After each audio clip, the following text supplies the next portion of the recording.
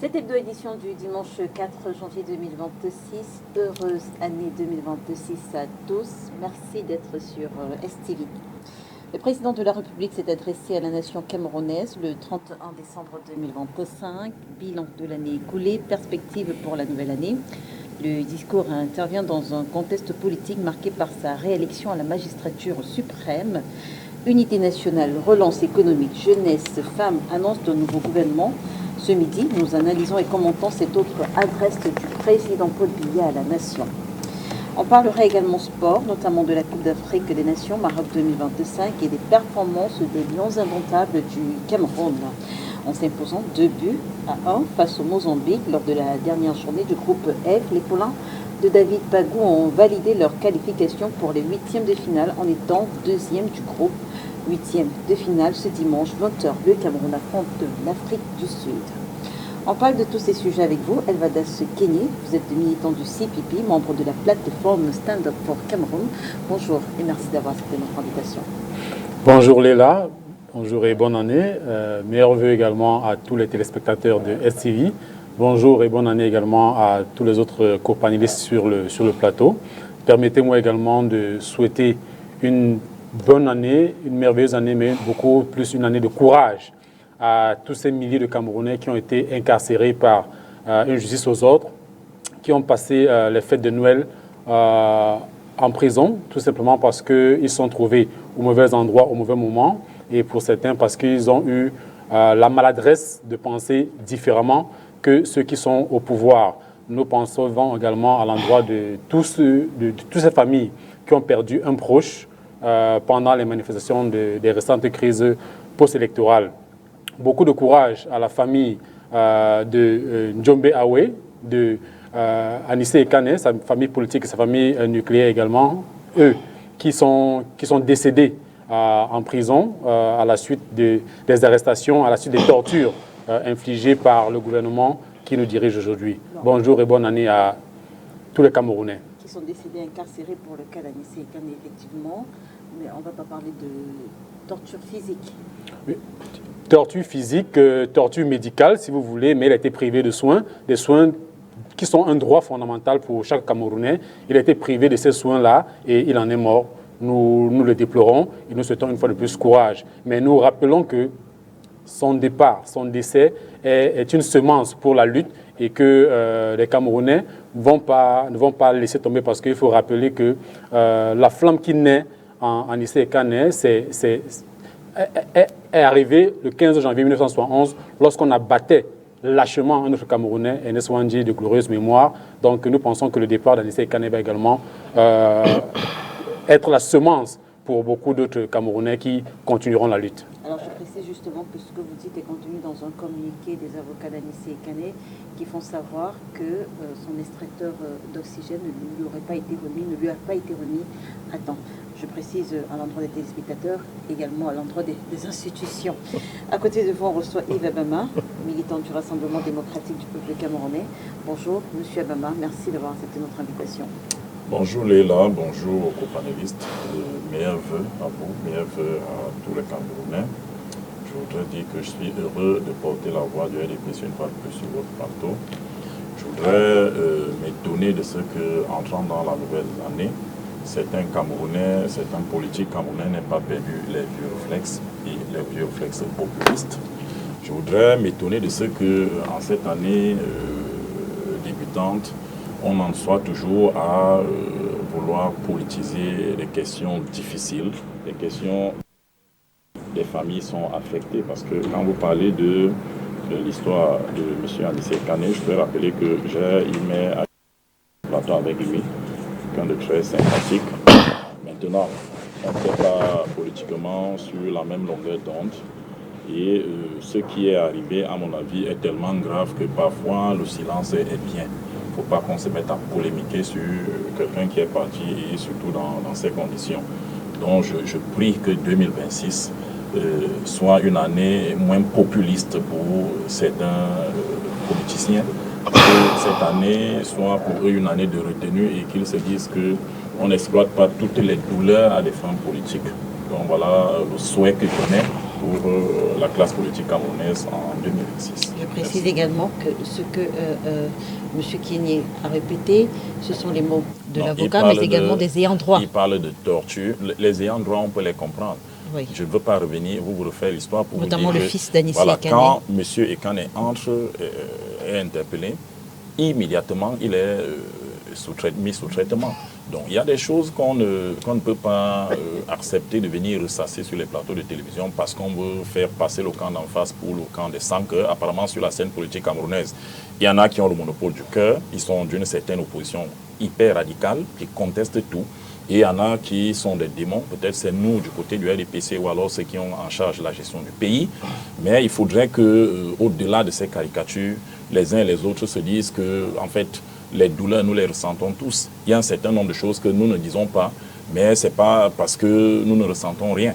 Comprenez, il ne faut pas utiliser les douleurs des gens. Si moi je suis couché et que je me rends compte que ma dépouille fait l'objet d'une récupération politique abjecte comme celle que nous vivons depuis un certain temps, je vous assure, je parle de récupération politique. Je parle de récupération politique. De la famille et des avocats, non, je vous ai dit, la famille, on peut la comprendre. La famille est déboussolée. On peut comprendre que quelqu'un de déboussolé dise tout ce qui lui passe par la tête. Avocats, mais les politiques, non, les avocats sont le relais de la famille. Vous comprenez? Des politiques, j'ai même entendu des gens stigmatiser, y compris la communauté de Anissé Ekane, pour dire que dans cette communauté-là, il y a des bonnes personnes et des mauvaises. Les bonnes sont celles qui sont en train de s'activer, qui sont prêtes à descendre dans la rue pour faire ci ou ça, et les mauvaises sont celles qui font preuve de... Vous avez entendu des gens sur des plateaux de télévision? Pas sur les plateaux de télévision, mais des personnes responsables sur des pages officielles. Vous voyez, je ne veux pas citer les noms ici pour me faire le relais de la communication abjecte. Je veux dire qu'en réalité, les politiciens camerounais n'ont plus de limites.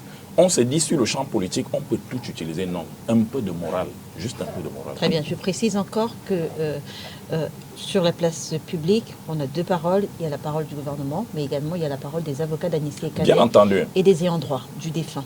Alors, face à vous, nous recevons M. Clément Jo Mwafo. Il est justement militant du Manidem.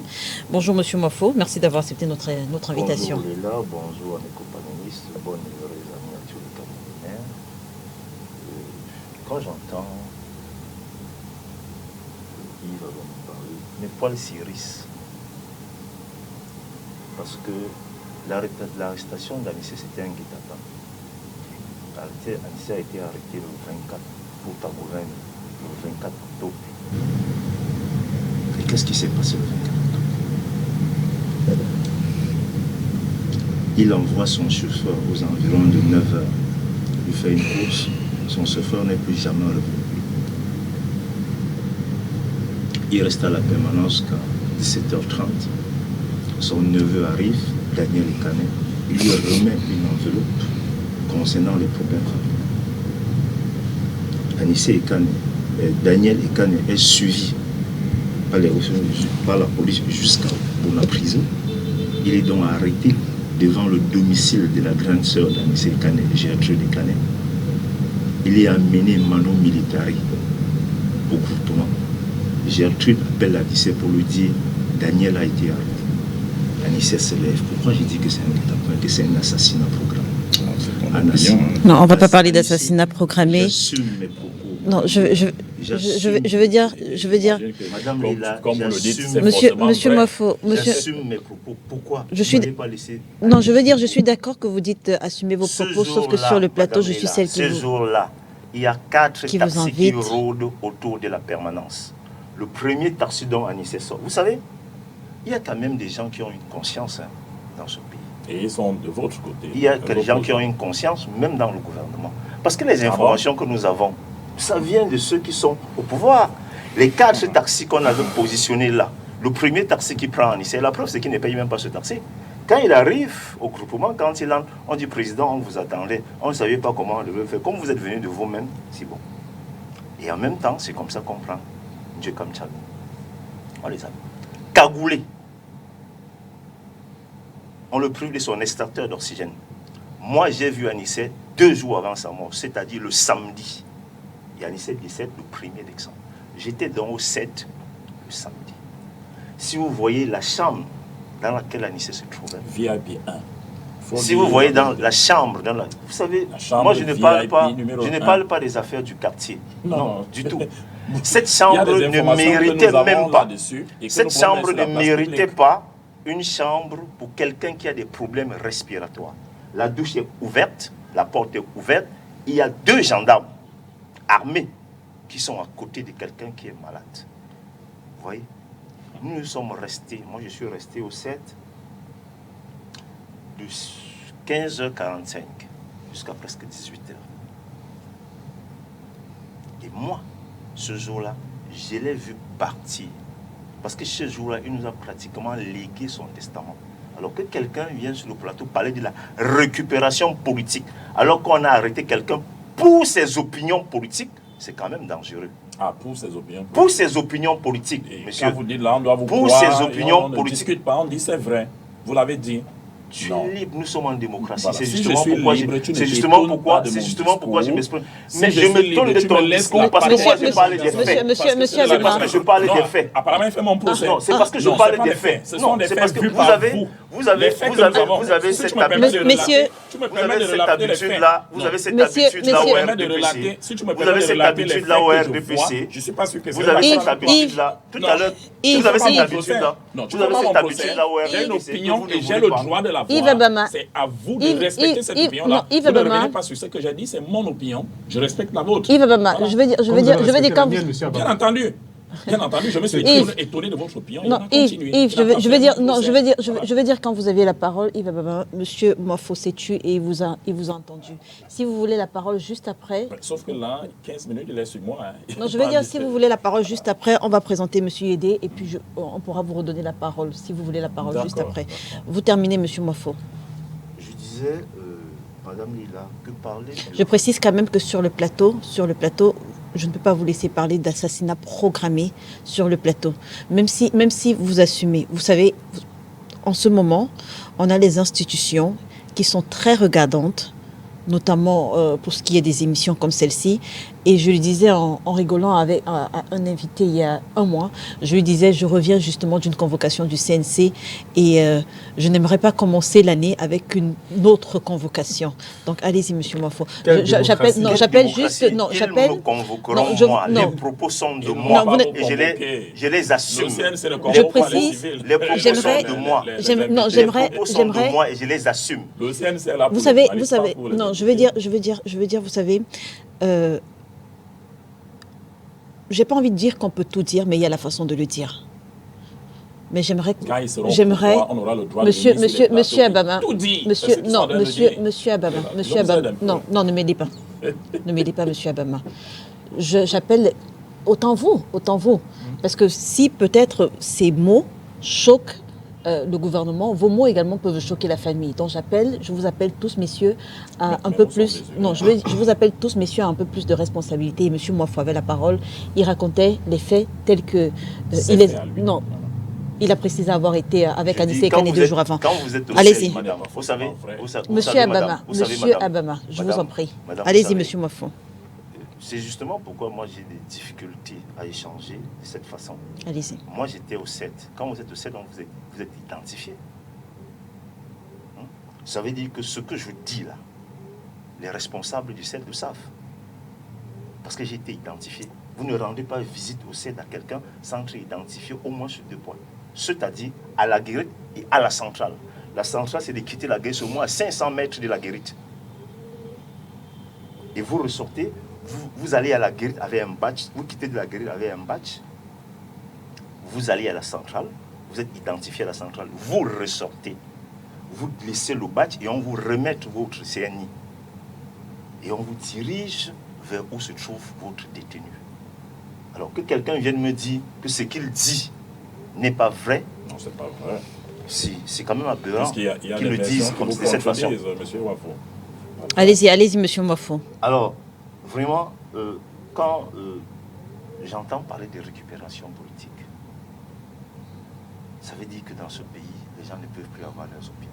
Et c'est tellement grave que, vous savez, Tito Florence est en prison depuis 24. A été Njekam Tchamini également, et Sama, Simo. Ça veut dire que tous ceux qui étaient à la permanence, ce 24-là, ont été arrêtés. dis bien tous ceux qui étaient à la permanence, ceux 24 là ont été arrêtés. J'étais à la prison centrale de Lubumbashi. Vous savez ce qui se passe là-bas, madame? Quand vous arrivez à la prison centrale pour rendre visite à un détenu, vous entrez. La première chose, si vous avez un portable, on récupère votre portable, vous donnez 200 francs CFA. On vous donne un carnet que vous donnez 200 francs CFA. Un ticket que vous donnez 500 francs CFA. À quoi servent le ticket, le carnet? Franchement, je n'en crois pas mes oreilles. Vous entrez, vous êtes encore identifié. On vous ouvre la première barrière. J'y étais le 31. On vous ouvre la première barrière. Je veux dire, on ne vous explique pas à quoi servent les 500 francs et les 200 francs CFA. On vous dit le ticket, c'est pour passer. Je ne sais pas à quoi ça sert. C'est pour passer. Vous ouvrez la première barrière, vous arrivez devant la première barrière. Si vous êtes venu avec quelque chose à manger, c'était mon cas, on vous fait goûter et on ouvre une barrière. Vous entrez, on vous demande encore 100 francs CFA pour traverser la grille pour aller... Qui vous demande? Il y a des gens là qui sont là, ils sont assis sur une table. Je ne sais pas si c'est des gardes prisonniers, puisqu'ils étaient en civil. Ils étaient en civil. Oui, ils étaient en civil. C'est-à-dire que vous ne les avez pas clairement identifiés, vous ne pouvez pas exactement savoir. À l'entrée, vous identifiez les gardes prisonniers. À l'entrée, vous les identifiez. À l'entrée, ce sont les gardes prisonniers. Jusqu'à la première barrière dont je vous dis, ce sont les gardes prisonniers. Donc ceux qui vous ont demandé 500 francs, ce sont les gardes. 200 francs CFA 200 pour francs. Garder votre téléphone, 200 francs pour votre carnet et 500 francs pour un ticket. Ça vous dit que c'est les gardes prisonniers. Vous longez, vous vous faites encore identifier, vous laissez votre CNI là. Le garde prisonnier qui est là, si vous êtes venu avec quelque chose à manger, il fouille, il vous fouille et il goûte. Il ouvre la barrière, vous entrez là. Vous avez des messieurs qui sont assis là sur une table, ils vous prennent 100 francs CFA. Après ça, vous avez une autre barrière. Puisque nous allions voir les détenus, c'était des femmes, nous allons voir rencontrer notre camarade Chicho. Alors, les 100 francs, c'est pour que vous puissiez traverser la cour pour arriver à l'autre barrière où elle se trouve. Vous arrivez là-bas, on va chercher la détenue, vous arrivez, on vous fait asseoir. Vous aviez prévu la petite monnaie quand vous alliez, vous étiez au courant déjà de ces, faits? Oui, on m'avait un peu raconté comment ça se passait. Mais j'ai été abasourdi. Que après que je sois assis sur un banc, que j'ai fini d'échanger avec Ticho, qu'on me dise que je dois payer 500 francs parce que je me suis assis sur un banc. Ce que j'ai fait. Celle qui était là également. Et qui vous a dit de payer les 500 francs? Celle qui est là également une garde prisonnière. Nous étions 4. Nous avons payé 2000. Voilà donc la prison du renouveau. Voilà comment ça se passe au Cameroun. Quand vous voulez rendre visite à un détenu. Et les gens, les Camerounais, certains Camerounais estiment que nous n'allons plus nous exprimer. Vous terminez pour qu'on présente M. Yédé. Pouvoir. À un certain moment donné, les Camerounais en ont marre de cette manière de diriger. Merci, monsieur. Alors, je ne remets pas en doute ce que vous avez vu, entendu et ce que vous avez vécu à la prison centrale, mais je précise, monsieur Abama, je vous en prie. Je précise juste que je ne peux pas le confirmer parce que n'ayant pas fait ce trajet, Madame, je ne remets pas en doute. Voilà. Vous êtes journaliste. Effectivement, mais vos enquêtes. Effectivement, c'est ce qui va être fait. En tout cas, merci Monsieur Moifo d'avoir été là. À côté de vous, nous présentons le conseiller Vincent Yédé. Il est militant du Parti camerounais pour la réconciliation nationale. Bonjour Monsieur Yédé, merci d'avoir accepté notre invitation. Bonjour Madame et merci pour l'invitation. Je voudrais profiter de votre antenne pour vous souhaiter déjà à vous et à tout le top management de SCV mes vœux les meilleurs. Souhaiter les vœux les meilleurs au président national du PCN, l'honorable Kabla Libi, à tous les militants et sympathisants du PCN, et surtout pour inviter les citoyens à s'inscrire sur les listes électorales. Les Camerounais qui ne sont pas sympathisants du PCRN ne méritent pas vos souhaits, vos vœux? Je crois qu'au-delà des militants et des sympathisants, je souhaite également les vœux les meilleurs à tous les Camerounais. Mais maintenant, je parlais des inscriptions qui ont repris sur les listes électorales pour inviter donc les Camerounais en âge de voter et qui ne sont pas encore inscrits à profiter de cet espace très court parce qu'il y a de fortes chances que les inscriptions n'aillent que jusqu'au 9 ou tout au moins jusqu'à la convocation du corps électoral qui peut intervenir à tout moment. Donc je voudrais inviter les Camerounais à s'inscrire sur les listes électorales. Très bien, merci en tout cas monsieur Edé d'être avec nous. Alors je précise encore pour l'affaire Anissé Kané, qui vous le savez était très proche de Spectrum Télévision. Nous l'avons reçu plus d'une fois sur ce plateau. Aussi bien les institutions de la République méritent d'être respectées, mais il faut également tenir compte de la douleur de la famille en ce moment. Donc, j'en appelle à la responsabilité des uns et des autres sur le plateau. Je voudrais dire que ce que je viens d'entendre de M. Wafo est très grave. M. Mwafo, je m'excuse. Et Qu'est-ce qui est exactement très grave? Le récit sur la prison de Nebel. Oui, c'est qu'on prélèverait à ceux qui viennent rendre visite. Parce qu'il faut dire, la prison, il peut arriver que tout le monde se retrouve en prison. Et on ne peut pas souhaiter que des compatriotes qui sont là, parce que quand vous êtes en prison, vous n'êtes privé que de votre liberté. Les autres droits, vraiment, qu'on prélève de l'argent illégalement à des personnes qui viennent rendre visite aux détenus, je trouve que c'est grave. Je préfère penser que c'est un conte de fées. Si c'est avéré, vraiment, ce serait bien que la hiérarchie de ce côté-là frappe du poing sur la table, c'est inadmissible. Alors, on parle justement du discours adressé par le chef de l'État, du discours du chef de l'État à la nation camerounaise. Yves Abama, vous avez la parole, vous la gardez. Alors, la notion des institutions, Yves Abama, est-ce qu'elle est encore respectée au Cameroun? La notion des institutions. Quand le chef de l'État dit son discours à 19h, plutôt qu'à 20h, parce que les lions indomptables du Cameroun jouent. Qu'est-ce qu'il faut penser du décalage de délivrance, de l'heure de délivrance du discours, pour justement éviter aux Camerounais de choisir entre eux? Écouter le chef de l'État, le président de la République du Cameroun, et regarder les lions indomptables du Cameroun jouer au football. Léla, vous savez, quand vous me posez une question relative aux institutions, j'ai toujours le réflexe de me référer au cadre légal en vigueur. Et j'ai failli vous qu'est-ce qu'il dit quand les lions jouent? vous renvoyer une question. J'ai failli vous renvoyer une question. J'ai failli vous demander de me dire quel texte le président de la République viole en décalant son discours. Est-ce qu'il y a un texte au Cameroun qui dit au président c'est chaque 31 à 20 heures? D'accord? Donc je fais remarquer qu'en décalant son discours, d'une heure, le président ne viole aucun texte. C'est vrai, on a des traditions, on a des habitudes. Exactement. Voilà. Ces habitudes-là, on les contextualise aussi en fonction de nos réalités. Une de nos réalités est que les lions indomptables qui ont redonné envie aux Camerounais ces derniers temps, parce que je vais vous dire, quand ils partaient à la CAN, il y a des Camerounais qui vous disaient ouvertement, ils ne vont rien faire, ils doivent faire leurs 3 matchs, ils rentrent. Ces mêmes Camerounais aujourd'hui sont devenus de très grands supporters de ces lions indomptables. C'est-à-dire que c'est une équipe qui a réussi à ramener les citoyens. S'il te plaît. Vous êtes donc l'équipe a réussi à ramener les Camerounais autour d'elle. S'il te plaît. Monsieur Kenye. J'espère que j'aurai l'occasion de lui faire ce qu'il est en train de me faire. Je suis libre. Vous savez, il y a quelqu'un... Moi j'aime ça, c'est le débat. Il y a quelqu'un qui nous disait, posez-moi les questions que vous voulez, je suis libre de vous donner les réponses que je veux. Donc, ce que je suis en train de faire. Donc, je veux dire que l'équipe a réussi à fédérer les Camerounais.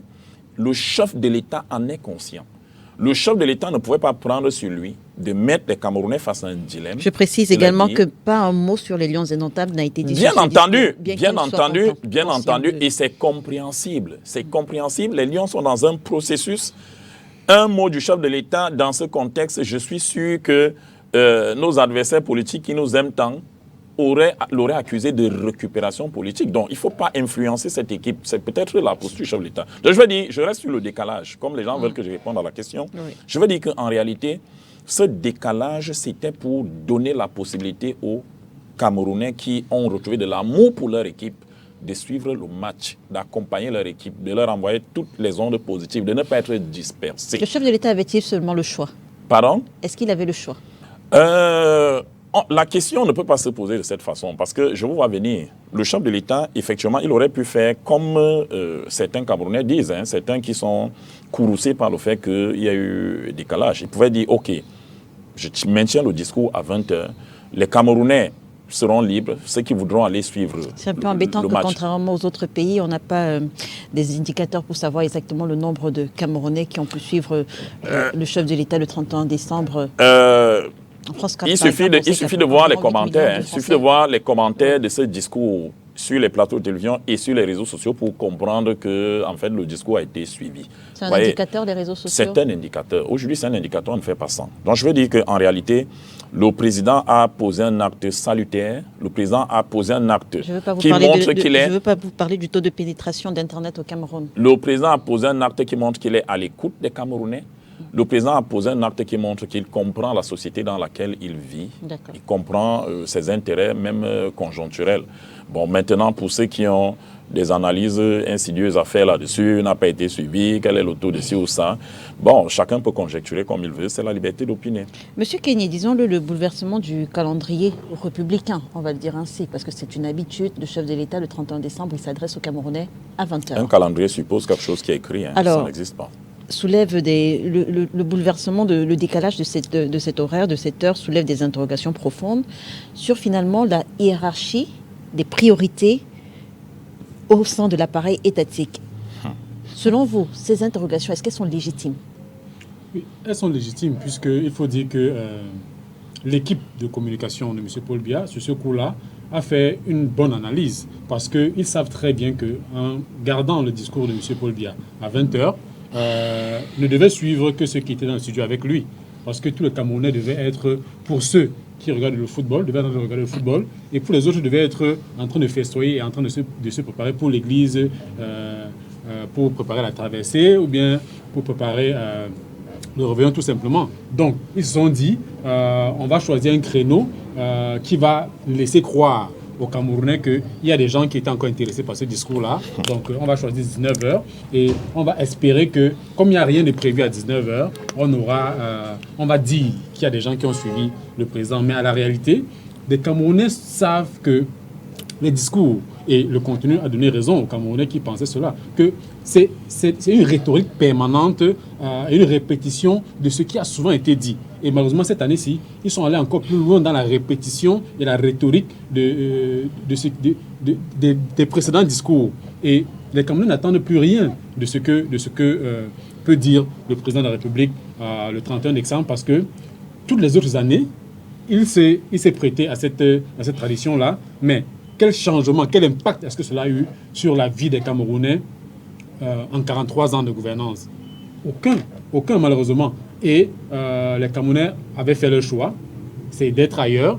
Et l'équipe de communication s'est dit, OK, on va pas laisser cela nous tomber dessus jusqu'à ce niveau-là. Il faut qu'on sauve la face. Ils ont choisi le créneau de 19h, tout simplement. Voilà ce que je peux dire. Donc, dans la hiérarchie des priorités des Camerounais, le discours n'en était pas un. Et l'équipe média de Paul Biya a compris cela et a fait les ajustements qui s'imposaient. On reste justement sur le décalage avec vous, M. Moafo. Quel est le message que renvoie ce décalage? Le sport, on ne parle pas de sport roi, de sport majeur, de sport mineur au Cameroun, on refuse de s'exprimer ainsi. Mais est-ce que le football finalement a un ascendant sur les institutions de la République?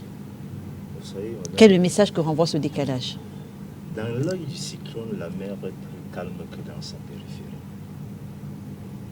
M. Biya montre aux Camerounais que la seule chose qui peut essayer encore de fédérer les Camerounais aujourd'hui, c'est le football. C'est une analyse politique.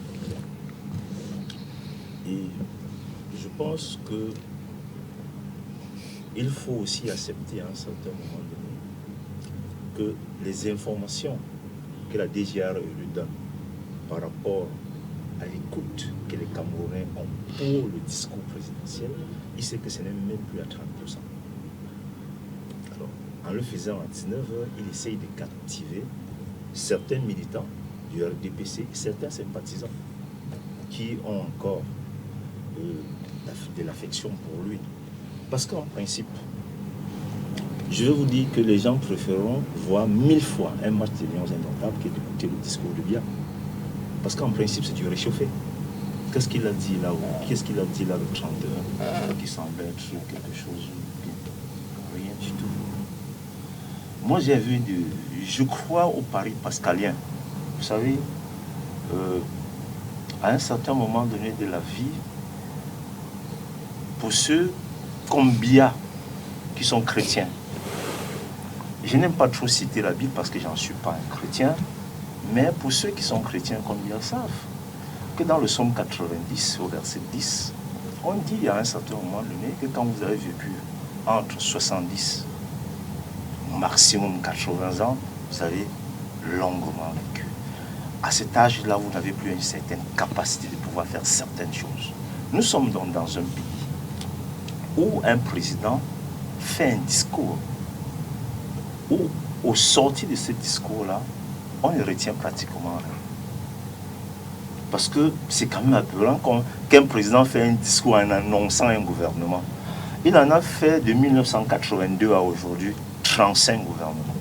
Il en a utilisé près de 340 à 45 personnes de 1982 à aujourd'hui. Certains parlent de 800. Alors, est-ce que vous, pour un chef d'État, a-t-il encore une crédibilité qu'en 7 ans, il a fait un seul conseil des ministres? En 7 ans, un seul conseil des ministres. 0 conseil de la magistrature. C'est donc ça, un président qui est censé gouverner les gens encore pendant 7 autres années. Et que vous estimez que son discours peut captiver les Camerounais, c'est plus possible. C'est plus possible. Et vous pouvez même vous rendre compte que il continue à parler, à stigmatiser l'opposition. Il utilise les mots stigmatisants de l'opposition. Si il est à la recherche, il est légal là aujourd'hui, mais il a toujours été à la recherche de la légitimité. Peut-être les gens ne le savent pas. Depuis 1984, après que Biya soit, qu'il le remplaça à Idjo le 6 novembre 1982, il continue à chercher sa légitimité. Déjà qu'il a fait une élection le 14 janvier 1984. Parce qu'il cherchait sa légitimité. Je vais rappeler aux téléspectateurs que le mandat d'Aïdjo durait 5 ans, de 1980 à 1985.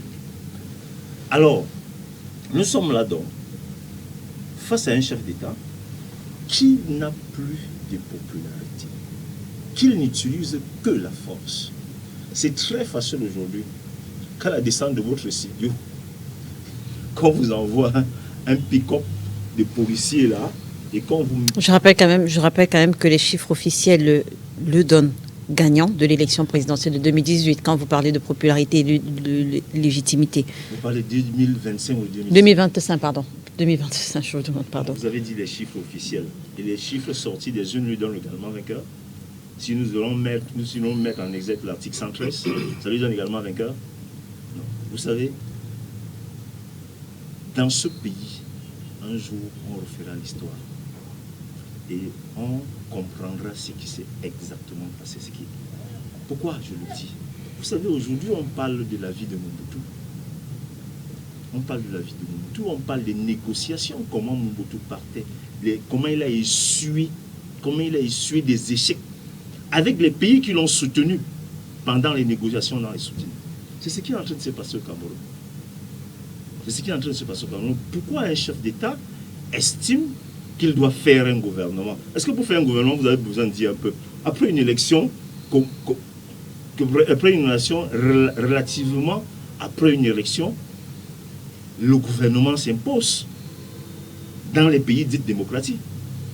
Alors, nous sommes donc dans un pays où on parle de remaniement. C'est-à-dire le chef de l'État vient annoncer à son peuple qu'il va remanier, en leur disant « je vous ai écouté ». Alors c'est le peuple maintenant qui demande au chef d'État de faire un remaniement. Qui gère le gouvernement? Le gouvernement est géré par le Premier ministre. Qui implémente? Celui qui est élu donne sa feuille de route et le Premier ministre fait implémenter ça par les ministres. C'est ce que dit notre Constitution. Et en ce moment-là, si les ministres ne le font pas, il y a un rapport. Jusqu'aujourd'hui, quand nous écoutons, nous comprenons tout simplement que ceux qui travaillent autour de M. Biya ont compris deux choses.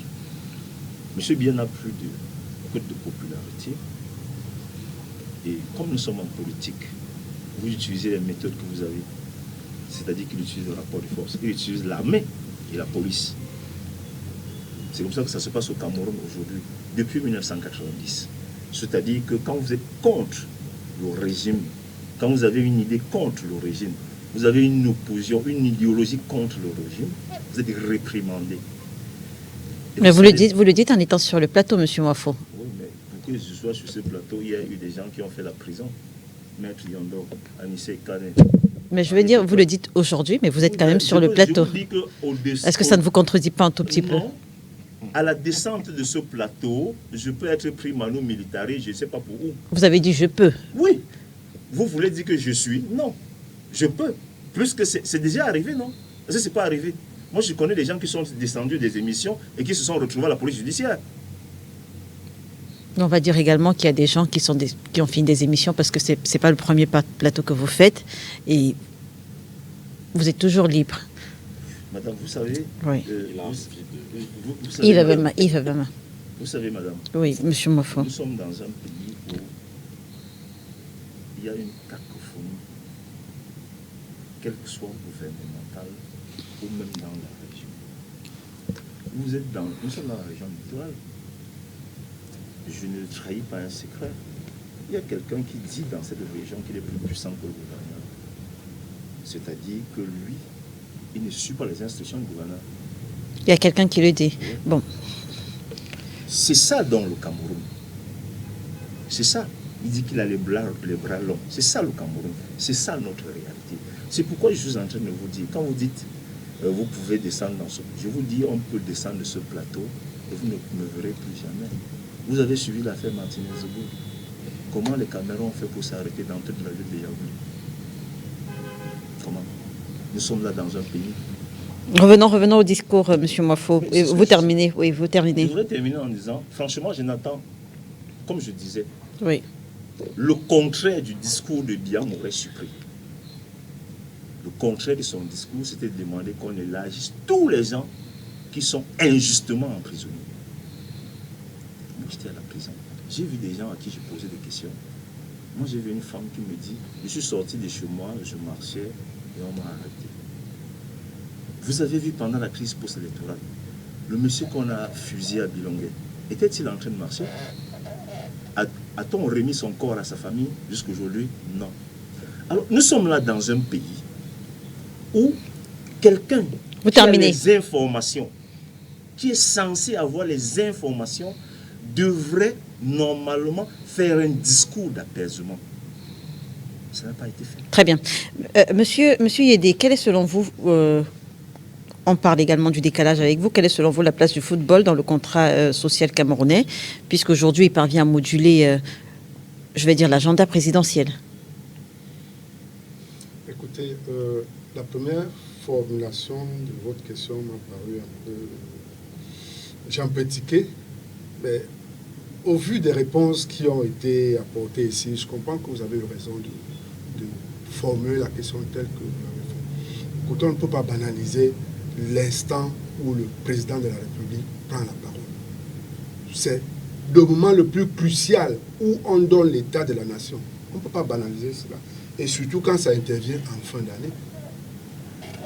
On peut donc comprendre que dans le souci de toucher la majorité des Camerounais, pour éviter que les Camerounais ne soient embarrassés entre, d'une part, le discours du président et d'autre part, le match de football des Lions indomptables, notre équipe culte, n'est-ce pas, connaissant l'attachement des Camerounais pour le sport et surtout pour le football, que le chef de l'État ou alors ceux qui l'entourent aient choisi de faciliter la tâche aux Camerounais, parce que j'avoue que ça aurait été embarrassant de rater la première mi-temps, voire plus, du match, surtout qu'il s'agissait d'un match qui devait nous positionner en termes qualification. Et donc, ce moment-là, si ceux qui entourent le chef de l'État ont choisi de décaler, ça a été une décision sage et pragmatique. On aurait maintenu à cette heure-là qu'une bonne frange des Camerounais n'aurait pas suivi le discours du chef de l'État. Et surtout des hommes politiques. Quel est cet homme politique camerounais qui ne s'intéresse pas à ce que le chef de l'État dit, alors qu'il est acteur politique? Mais soyons sérieux. À chaque fois que le chef de l'État prend la parole, c'est un moment important parce que ça nous permet de connaître l'état de la nation. Et dans son discours, justement, la question que vous posez, la place du football. Non, le football a connu des meilleurs moments au Cameroun et les Camerounais sont attachés au football, attachés à leur équipe nationale, surtout qu'il y a une espèce de sursaut d'orgueil, il y a une espèce de regain de confiance et de confiance entre l'équipe nationale et les Camerounais. Et donc, c'était un moment important où il ne fallait pas s'embarrasser des Camerounais.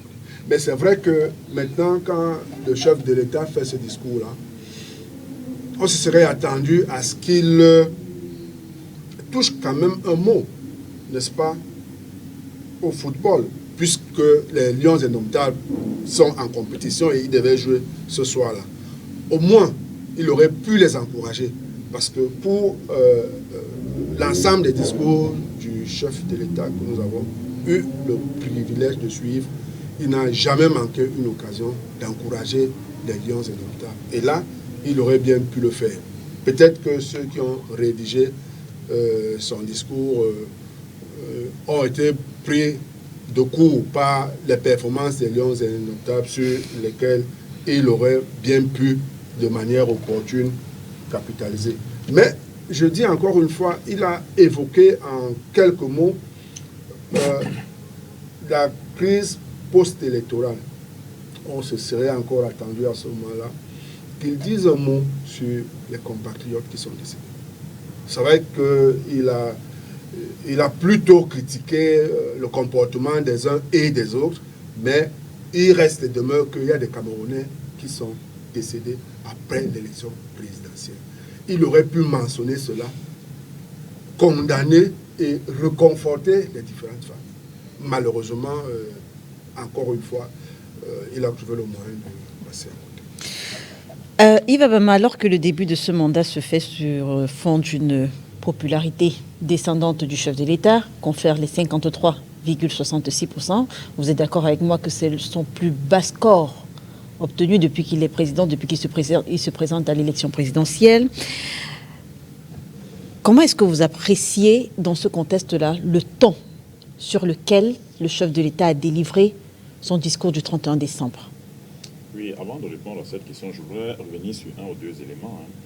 J'ai entendu des gens parler sur le plateau et j'ai compris qu'en réalité, dans notre pays, dorénavant, règne l'opposition qui veut tout casser, l'opposition nihiliste, l'opposition pour laquelle quelques gestes du pouvoir ou de celui qui l'incarne sera toujours pris d'une façon assez négative. J'entends des gens nous dire que le chef de l'État aurait été seul. Peut-être c'est son entourage qui aurait suivi le discours. S'il n'y avait pas eu ci ou ça, les discours n'intéressent plus personne. Mais je vous fais remarquer que vendredi, tous ces pays attendaient un remaniement. Et vous savez pourquoi? À cause d'une petite phrase dans le discours du chef de l'État. Le discours qui, dit-on, n'aurait intéressé personne. Si on est un homme politique sérieux, on est un opposant sérieux, on peut avoir du désamour pour ses adversaires, on peut ne pas apprécier leur façon de gouverner, on peut ne pas aimer leur manière, mais on est obligé de les écouter. Les écouter nous permet de mieux nous positionner, de mieux nous projeter. Vous avez un adversaire et vous dites que vous ne l'écoutez pas. c'est une faute politique. Et je ça fait 43 ans qu'on l'écoute, on sait ce qu'il va dire à chaque moment. Voilà, vous voyez. Oui, non, ça fait 43 ans qu'on l'écoute.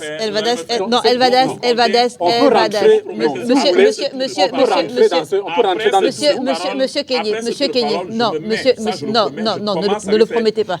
Non, ne le promettez pas. Je viens, non, je viens de... Ne tient pas ses promesses, ne vous inquiétez pas.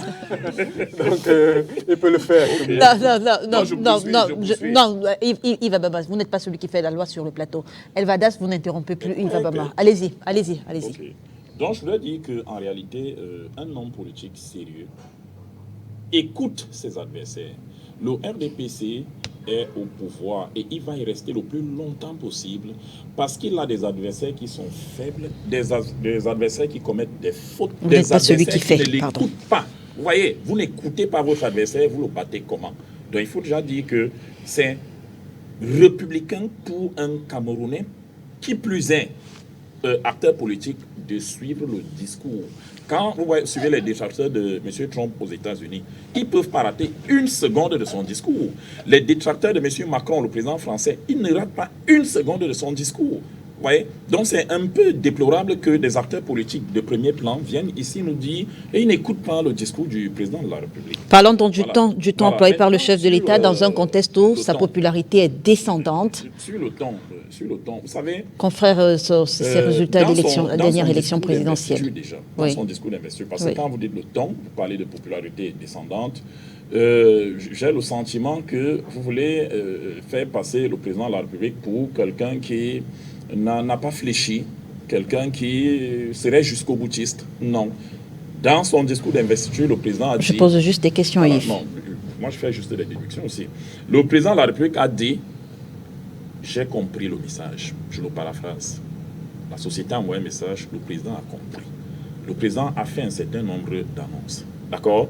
Le président ne peut pas parler de manière à plaire à ces détracteurs les plus radicaux. Parce qu'il y en a qui parlent, ils aimeraient que peut-être le président aille sur leur page Facebook, qu'ils prennent peut-être leurs commentaires à la télévision et qu'il en fasse un discours. Ce n'est pas eux qui sont présidents, c'est lui le président. Donc quand vous lisez le contenu de son discours, vous comprenez que le président a compris plusieurs choses. C'est un temps d'apaisement ou de fermeté, le discours? C'est la question que je pose. Est entre l'apaisement et la fermeté. Vous comprenez? L'apaisement, pourquoi? Parce que le président fait des concessions. Il dit qu'il a compris un certain nombre de choses, il va engager. Il a compris, par exemple, que les jeunes ont mal. Il a compris que les femmes sont mal, elles sont mal loties. D'accord? Il va s'engager à poser des actes. Il a compris que les Camerounais ont besoin de routes. Il a compris que les Camerounais ont besoin d'eau, plus de lumière, plus de, ainsi de suite, et qu'il va continuer à le faire. Vous comprenez? Ça, ce sont des concessions. Maintenant, la fermeté... C'est une concession. Oui, non. C'est que le chef de l'État... Non, ne détournez pas mes propos. Non, vous êtes fort là-dedans. La concession, c'est de dire que je reconnais que mon action n'a pas donné une satisfaction suffisante à l'ensemble des Camerounais, donc je dois faire plus. D'accord? Il concède que certains ne soient pas contents parce que... Il a dit ça dans quelle partie de son discours, M. Abama? Non, c'est pas toi qui pose les discours. C'est pas toi qui pose les Monsieur Kenyé. Je suis surpris, c'est pas le même discours. Monsieur Kenyé. Bon, je vais te répondre, même si c'est pas toi qui poses les questions. Voilà. Quand le président vous dit, par exemple, nous sommes en train de réhabiliter notre réseau de canalisation d'eau. Et il vous dit, nous allons l'étendre davantage, c'est dans le discours, hein, davantage pour connecter le maximum des Camerounais. Quand le président vous dit, avec l'entrée en vigueur du barrage de Natigal, on a accru l'offre en énergie électrique, mais que nous sommes en train de travailler pour donner davantage. C'est que le président est en train de vous dire, je suis conscient que la connectivité en eau, la connectivité électrique, la connectivité routière ne suffisent pas encore et que je dois plus travailler. C'est ça des concessions. Maintenant, quand le président vient dénoncer des politiciens vendeurs d'illusions, et là, le président est aussi un politicien. Vous comprenez? Il vous rappelle dans son discours que... Dans sa posture, il était le politicien ou le président national du RDPC ou le président de la République du Cameroun? S'il te plaît. Le président a commencé à militer en quelle année? S'il te plaît. Monsieur Moifo. Avant d'être président du RDPC, il était membre du bureau politique de l'UNC. C'est faux. Donc je vais revenir. C'est faux. Tu ne connais même pas l'histoire de ton président. C'est faux. S'il te plaît. C'est faux. S'il te plaît. je redis bien, avant d'être, et là vous êtes journaliste, C'est faux. je dis bien, avant d'être président du RDPC, président de la République, Oui. le président était membre du bureau politique de l'UNC. C'est faux. Ça, c'est une information que je vous donne. C'est faux. Je voudrais poursuivre en disant que, en réalité, Léla, le président de la République, dans sa posture, c'est vrai, c'est le président, mais en le président sommeille aussi un politicien qui de temps en temps peut lâcher une phrase. Donc quand il lâche cette phrase, c'est pour dire que, oui, dans notre pays, effectivement, il y a des gens qui viennent vous dire, parce que c'est ça le discours politique, et je ne sais pas pourquoi certains comprennent que ce discours ne fait pas recette. Ils viennent vous dire, vraiment, ce pouvoir n'a rien fait. Nous, quand nous serons là, il y aura de l'eau et de la lumière, du lait pour tous. Le président n'est pas un vendeur d'illusions. D'accord? La preuve, vous prenez l'ensemble de ces discours, vous allez vous rendre compte qu'il dit toujours aux Camerounais, surtout aux jeunes, je sais que vous avez des problèmes. Il y a des défis qui sont là. Alors, ce que On a l'histoire apprend, c'est Oui. que Paul Biya était membre du bureau politique et du comité central de l'UNC dès 1975. Ça, c'est ce que l'histoire, ça, c'est l'histoire, Parce que les Camerounais doivent comprendre le genre de politique qu'on a. Les gens Allez-y, Yves. désinformés. Merci de me donner raison. Donc, je dis, le président de la République, à un moment donné, ne peut pas ne pas faire ce mélange de concession et de fermeté.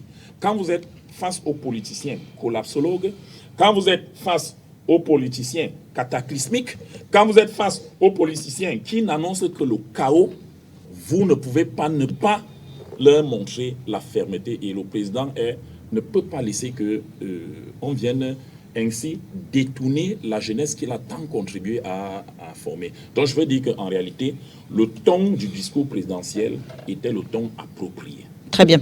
Elvadas, l'État fonctionne, la démocratie est effective au Cameroun, les crises sont maîtrisées, le meilleur reste à venir. Est-ce que ce discours est de nature à rassurer aussi bien la communauté nationale qu'internationale sur la stabilité macroéconomique et même sécuritaire du Cameroun? Je suis encore, ça me fait encore rire lorsque j'écoute dire que la démocratie fonctionne. On parle de quelle démocratie? Le président Paul Biya vient d'avoir, en fait, officiellement, M. Issa Chiroma Bakary, qui est le deuxième à l'élection présidentielle, selon les chiffres officiels, a obtenu quand même 1 622 000 voix. Aucun opposant n'a jamais obtenu ça au Cameroun. Mais Paul Biya a réussi à dire dans son discours qu'il a eu une victoire éclatante. Alors que depuis 1992, il n'a jamais eu moins de 70%. Mais il a réussi à dire aux Camerounais qu'il a eu une victoire éclatante. À plus de 50%, c'est éclatant. Donc, on a là un président qui parle de vitalité démocratique, comme il a dit lui-même dans son discours. Mais c'est plutôt une vitalité, j'ai envie de dire, fémanique, parce que c'est de la fémania. On a affaire à des gens qui... On a un président qui a été élu avec un corps électoral qui est différent de celui qui a été convoqué. Voilà le président qui a été élu au Cameroun aujourd'hui. C'est-à-dire que le président de l'ECAM dit on a exactement 8 10 464 personnes qui ont été inscrites à l'élection. Donc le président de la République, selon ses prérogatives, convoque ce corps électoral et le Conseil constitutionnel vient donner les résultats avec 8 82 692 inscrits, soit 72 228 inscrits en plus. Non, l'arithmétique, cette arithmétique-là, même mon petit Jordan à la maison, il sait mieux le faire que ces gars qui sont, que les camarades de M. Abama. Je suis désolé, donc on parle de vitalité démocratique, comme a dit M. Paul Biya. Soyez sérieux. C'est un peu de la fémania. Parler de victoire éclatante, c'est un peu de la fémania. Non, je suis très sérieux.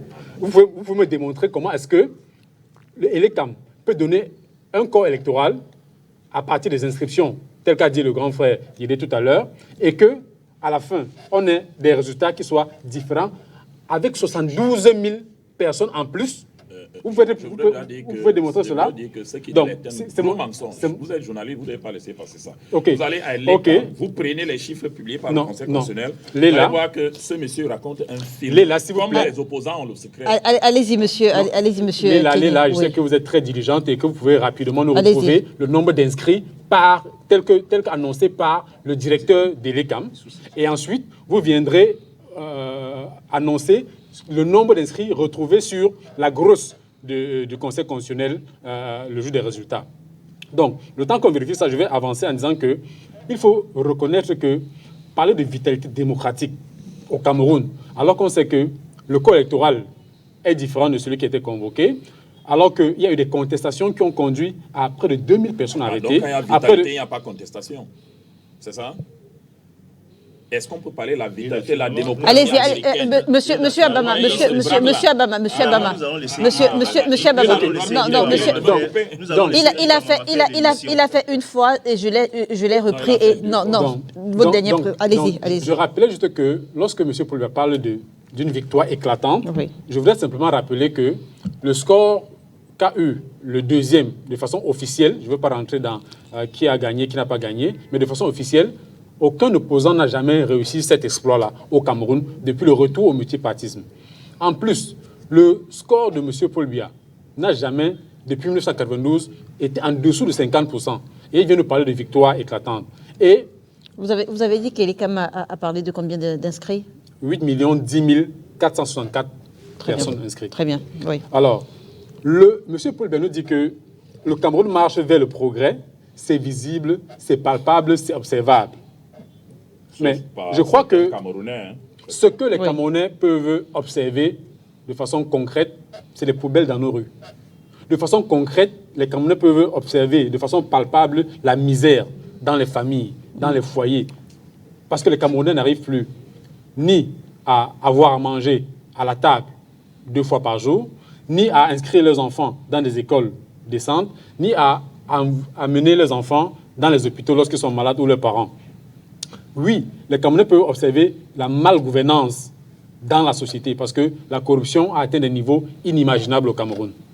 Les Camerounais peuvent observer que la vie chère est persistante. Ça, c'est ce que les Camerounais peuvent observer. Mais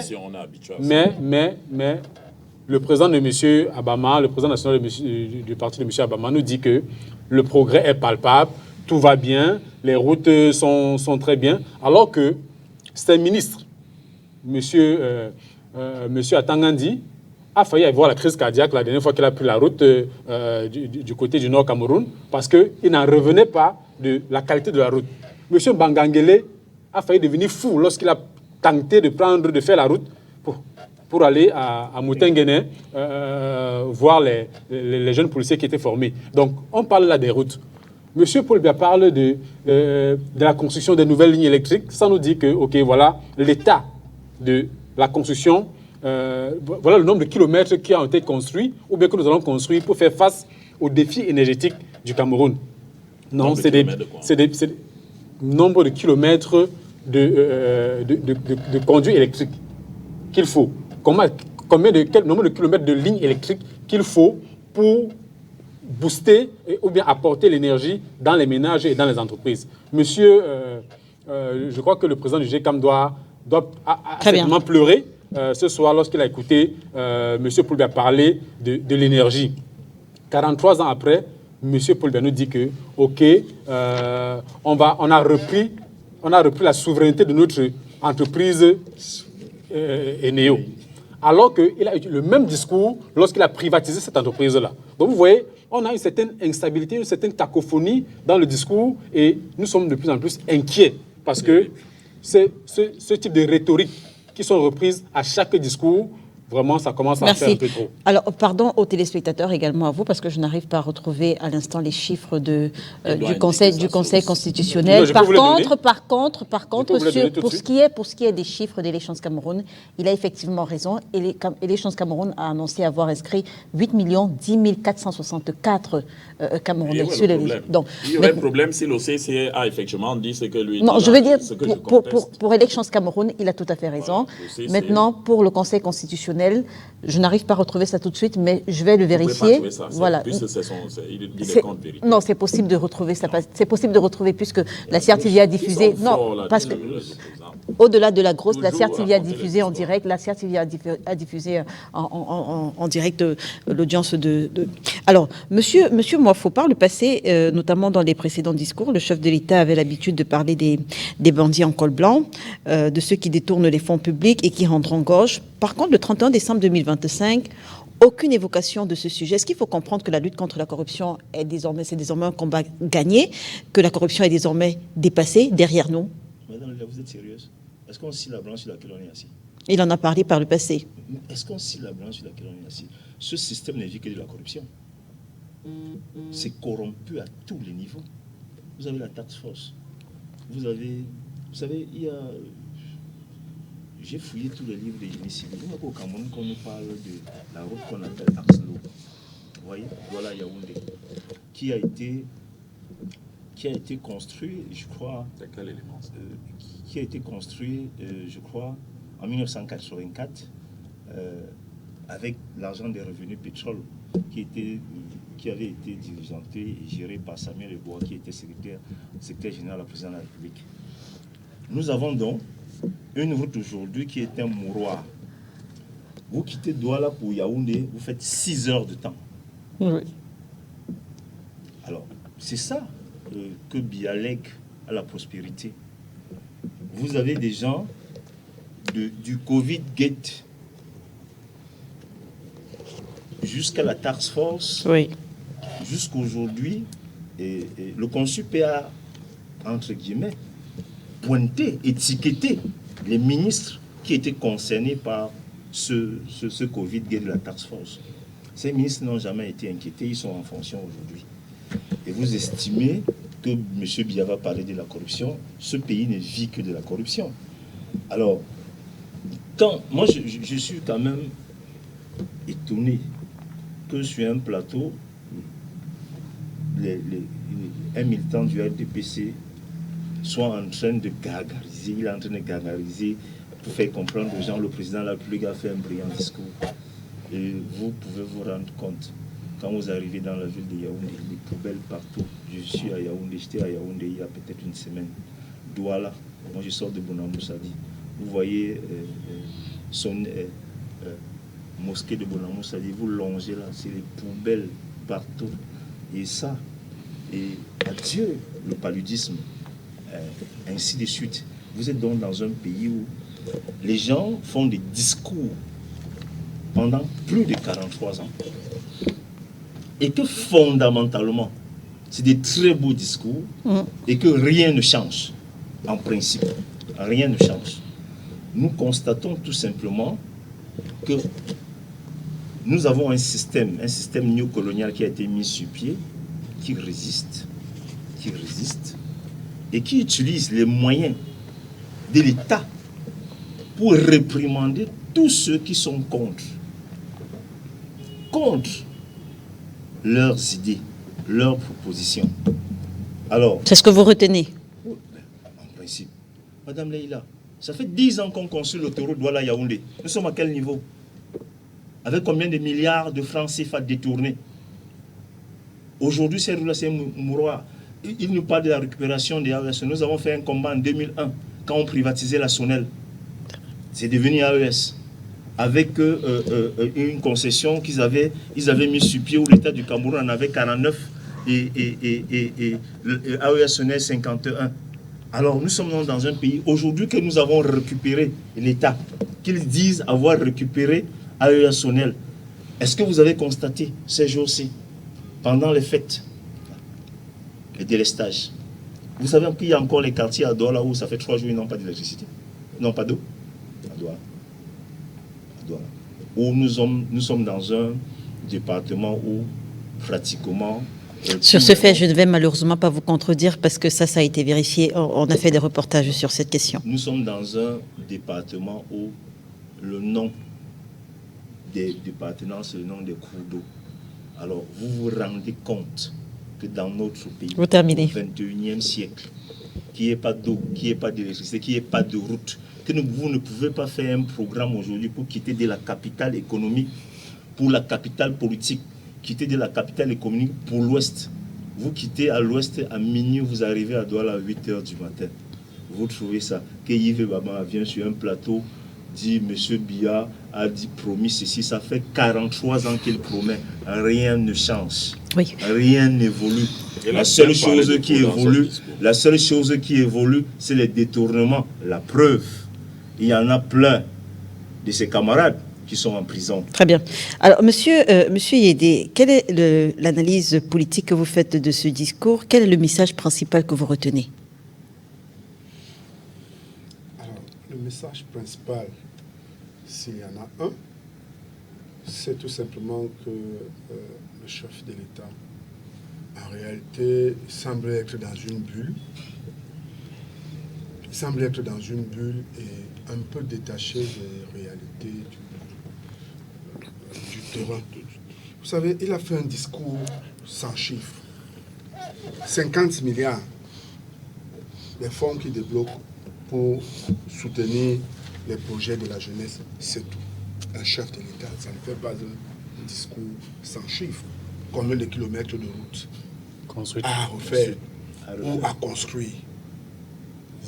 C'est évalué à combien? Non.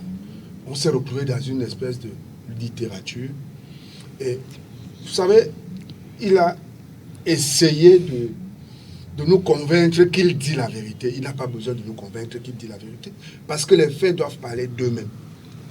Lorsqu'il dit quelque chose, on doit pouvoir retrouver les traces de ce qu'il dit. S'il nous dit, écoutez, les autres vous trompent et c'est moi qui vous dis la vérité, il y a un souci. Lorsqu'il parle de sa brillante réélection, alors que nous savons tous qu'il a eu son plus bas score, il y a un problème. Bon, c'est vrai, il appelle un peu à l'apaisement, il parle de la paix, il parle de l'unité, parce que justement, nous sommes passés à côté de quelque chose de très grave, et il l'a évoqué. Mais, comme je le dis, quand on suit bien son discours, on a bien comme l'impression qu'il n'est pas trop attaché à la réalité, et il est dans une espèce de bulle. C'est-à-dire, on dirait que c'est quelqu'un qui a encore 30 ans et qui va diriger le Cameroun, qui compte diriger le Cameroun pendant les 100 prochaines années. On devrait ressentir, compte tenu du temps qu'il a déjà mis au pouvoir et de l'âge qu'il a, on devrait ressentir une certaine trajectoire qu'il est en train de tracer.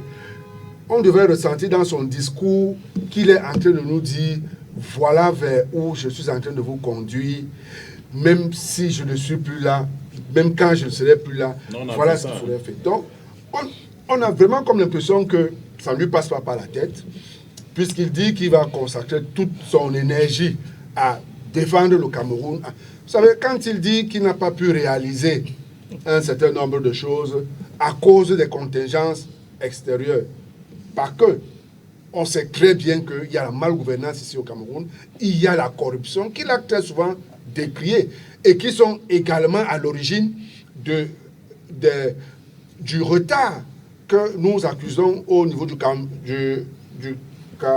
Cameroun pour réaliser les différents projets. Si le progrès du Cameroun traîne, c'est vrai qu'il y a des contingences extérieures, mais il y a aussi nos propres habitudes. Il y a nos propres tares qui contribuent à cela, et le chef de l'État a souvent décrié toutes ces choses qu'il a semblé oublier cette fois-ci. C'est pour ça que je dis qu'il semble être dans une espèce de bulle où il voit tout en or. Un discours du chef de l'État sans chiffres, ça questionne sur la réalité de ce discours. Alors, nous avons la décision numéro 54 du 27 octobre 2025. Vous l'avez également, Yves Abama. Portant, les téléspectateurs également ont le droit d'avoir une réponse là-dessus, puisque ça a fait débat sur ce plateau. Alors, je le disais, non, vous n'allez pas faire ça, c'est important qu'on le dise. Nous avons la décision numéro 54 du 27 octobre 2025 portant proclamation des résultats de l'élection présidentielle du président de la République du 12 octobre 2025. Effectivement, total général, 8 82 692 inscrits, dans exactement ce que disait monsieur Kenyé.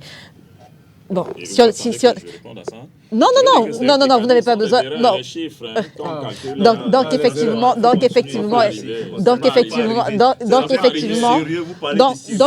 il y a un décalage. Il y a un décalage. Vous estimez qu'on a un corps électoral de 8 millions. Non, je veux dire, il y a un décalage effectivement entre le nombre d'inscrits annoncés par Elections Cameroun. Vous comprenez avec la légèreté que quelqu'un peut parler quand nous savons que le vote d'un électeur est plus puissant que la balle d'un fusil. Vous comprenez ce que quelqu'un tient sur un plateau? Mais c'est terrible quand même. Ailleurs, on s'intéresse aux chiffres quand ces chiffres sont de nature à pouvoir influencer le résultat final. Mais bien sûr, le corps électoral. Le premier, le deuxième, écoutez, 72 000 voix, ça représente monsieur quoi? C'est des pipis de chat. Et Monsieur c'est ce Abama. que nos opposants pour trouver que c'est une tempête. Mais heureusement, c'est dans un verre d'eau. Monsieur Abama est quand même un enseignant, de ce que je sais. Non, je dis c'est un détail. Donc, Monsieur Abama. N'importe quel statisticien va vous dire qu'en matière électorale, n'importe quel spécialiste en matière électorale, même quand on parle de recomptage de voix, on ne tient en compte les chiffres que lorsqu'ils sont de nature à influencer. Si les chiffres n'influencent pas le vote final. Très bien, très bien. Non, il s'agit. Non, si vous permettez. Si vous permettez. Beaucoup de Camerounais aujourd'hui sont devenus des clercs. Je vous en prie, monsieur Mafo. Il est quand même aberrant que vous tenez ce style de propos. Vous êtes d'une inculture terrible et vous tenez. Je vais pas vous donner 2-3 éléments de votre inculture là, vous êtes assis là. Comment c'est possible que vous, en tant qu'enseignant, comment c'est possible que vous, en tant qu'enseignant, vous ne savez rien en matière électorale. Comment c'est possible en tant qu'enseignant, quand le chiffre est comme celui-là, je vous dis, c'est vous qui ne comprenez rien en matière de Vous n'avez jamais participé à une élection. Vous n'avez jamais participé à une élection. On ne s'entend pas. Messieurs, Yves Abama. Vous n'avez jamais participé à une élection. Vous ne savez même pas comment ça se passe. Vous êtes politiquement Messieurs. vous n'avez pour des détails. Ailleurs, on n'aurait même pas soulevé ça sur un plateau. Yves Abama. Des opposants sérieux n'auraient même pas soulevé ça sur un plateau. Yves Abama. Monsieur Mwafo, merci. Un opposant sérieux ne soulève même pas ça. Yves Abama, monsieur Mwafo, Yves Abama, la question que je pose, est-ce qu'il y a un problème si on note un décalage entre les chiffres de Camerounais inscrits sur les listes électorales présentées par l'organe en charge des élections, de l'organisation des élections au Cameroun, notamment Elections, et les chiffres que détient le Conseil constitutionnel? Bon, je vous réponds. Oui. Je vous réponds que, à première vue, oui, ça peut poser un problème. Très bien. D'accord? Très bien. Mais, ne vous contentez pas de mon premier volet. Mais, c'est là où je dis que les opposants soulèvent des débats que je ne veux pas qualifier. Mais, ça ne devient un problème que si l'écart, si les chiffres qui sont le chiffre retouché, entre guillemets, parce que pour moi, c'est une erreur statistique. C'est une erreur statistique. Ça ne pose un problème que si ces chiffres Monsieur, si ces chiffres est de nature. Monsieur Mwafo. Non. Vous ne pouvez pas. Oh là là. Vous ne pouvez pas Monsieur, vous ne pouvez pas m'instruire. En politique, vous ne pouvez pas m'instruire. On ne s'entend pas. Rien du tout en politique. Vous ne pouvez pas m'instruire. Monsieur, on ne s'entend pas. On ne s'entend pas. Ce monsieur a sorti un grand mot. On ne s'entend pas. On ne s'entend pas. Monsieur Evada. Monsieur Kenyé, monsieur Abama avait la parole. Non. Si j'ai le droit à la parole, je dis bien. Vous avez droit, on bien sûr. On prend en compte ces chiffres que lorsqu'ils sont susceptibles d'influencer le résultat final. Même ce qu'on a, quand on vous parle même du recomptage des voix, vous allez voir dans les grandes démocraties, ce sont des choses qui n'arrivent que quand l'écart entre le premier et le second se chiffre en milliers de voix. Vous comprenez? Vous ne pouvez pas avoir un écart en millions de voix et les gens viennent faire des tempêtes sur un plateau de télévision. C'était une parenthèse. Alors, c'est pas une parenthèse, Là, si vous permettez, je crois que nous sommes dans un pays, au moins sur le plan théorique, on a des institutions qu'il faut respecter. Lorsque le président de la République convoque le corps électoral, c'est-à-dire, on a commencé les inscriptions. Et je pense le contrôle du grand frère Yédé qui est là, à qui les élections sont tellement précieuses. Donc, on a convoqué un nombre de personnes. Donc, ceux qui sont inscrits, on dit il y a 10 personnes qui sont inscrites. Le jour de l'élection, on se rend compte qu'il y a 12 personnes qui ont voté. Et vous dites que bon, ce n'est que 2 personnes, ce n'est pas grave. Il y a 12 personnes qui ont voté. C'est 72 000 personnes supplémentaires qu'on retrouve sur les personnes inscrites. Les 8 millions n'ont même pas voté. Oh, monsieur Abama. La moitié n'a même pas voté. Non, je pense que vous êtes un enseignant et je pense que si vos élèves se comportent comme vous en classe, vous allez avoir des problèmes. Avec ce genre de choses. Oui, non, mais c'est quand même troublant. La moitié du corps électoral n'a même pas voté. Vous voulez perdre le temps ici pour 60 000 voix. Très bien. Alors, il y a des gens qui n'ont pas eu 72 000 voix, monsieur Abama. Et vous faites une mauvaise analogie. Donc c'est un problème. Si on convoque 10 personnes, 12 viennent voter. Cette analogie montre que vous comprenez pas. Revenons au débat. Donc, monsieur Abama, vous êtes d'accord avec nous que entre les chiffres de l'ECAM et les chiffres du Conseil constitutionnel, il y Il y a des erreurs. Très bien, ça a été dit, ça a été dit. Bon. Alors, je veillerai, on continue avec les on poursuit. C'est un sujet important. Alors, je veillerai également à l'application des mesures visant à améliorer la promotion des femmes et à garantir une plus grande participation des jeunes dans la gestion des affaires publiques. Yves Abama, on vient d'avoir l'élection régionale. Les présidents des conseils régionaux sont connus. Aucune femme ne préside un conseil régional. Sur 10 présidents, 7 ont été reconduits. On n'a que 3 nouveaux. Les actes du chef de l'État ne contredisent-ils pas ces mots? Je veux dire, comment est-ce que vous analysez ce déphasage entre la parole présidentielle et l'action concrète finalement sur le terrain, à la lumière de ce qui s'est passé avec justement les régionales? Oui, je voudrais déjà dire que le chef de l'État ne nomme pas les présidents de région, ils sont élus. Je précise également qu'il est le président national du Rassemblement démocratique et que tous les présidents des conseils régionaux, tous les présidents sont des militants du RDPC. Je dis que le président ne nomme pas les présidents de conseil.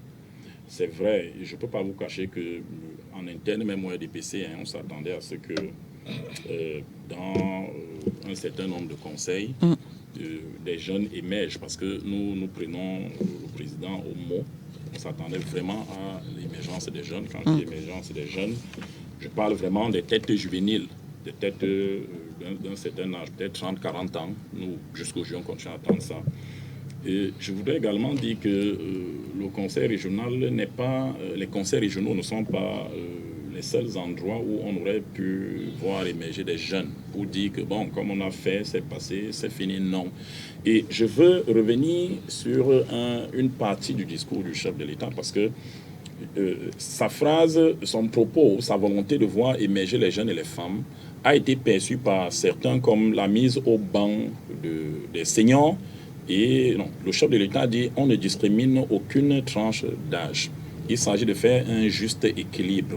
Je reconnais avec vous, à la faveur des élections régionales, que ce juste équilibre n'a pas été ou n'a été que trop peu fait. Parce qu'on parlait des femmes, il y a quand même eu une certaine Evedine Poudingolais qui entre dans le bureau du conseil régional. Je pense qu'elle est vice-présidente. On a Mme Katimeba dans le sud, ça fait 2 femmes. Non, je veux dire, dans le littoral, vous parliez, le premier cas c'était dans le littoral. Oui. Elle était déjà dans le précédent conseil. Non, elle n'était pas là. Elle était déjà dans le précédent conseil. Elle n'était pas là. Elle vient d'entrer, elle était dans le conseil, mais elle n'était pas au bureau. Oui, elle était dans le précédent conseil, c'est ce que je dis. Elle vient d'entrer au bureau. Oui. Donc je veux dire qu'en réalité...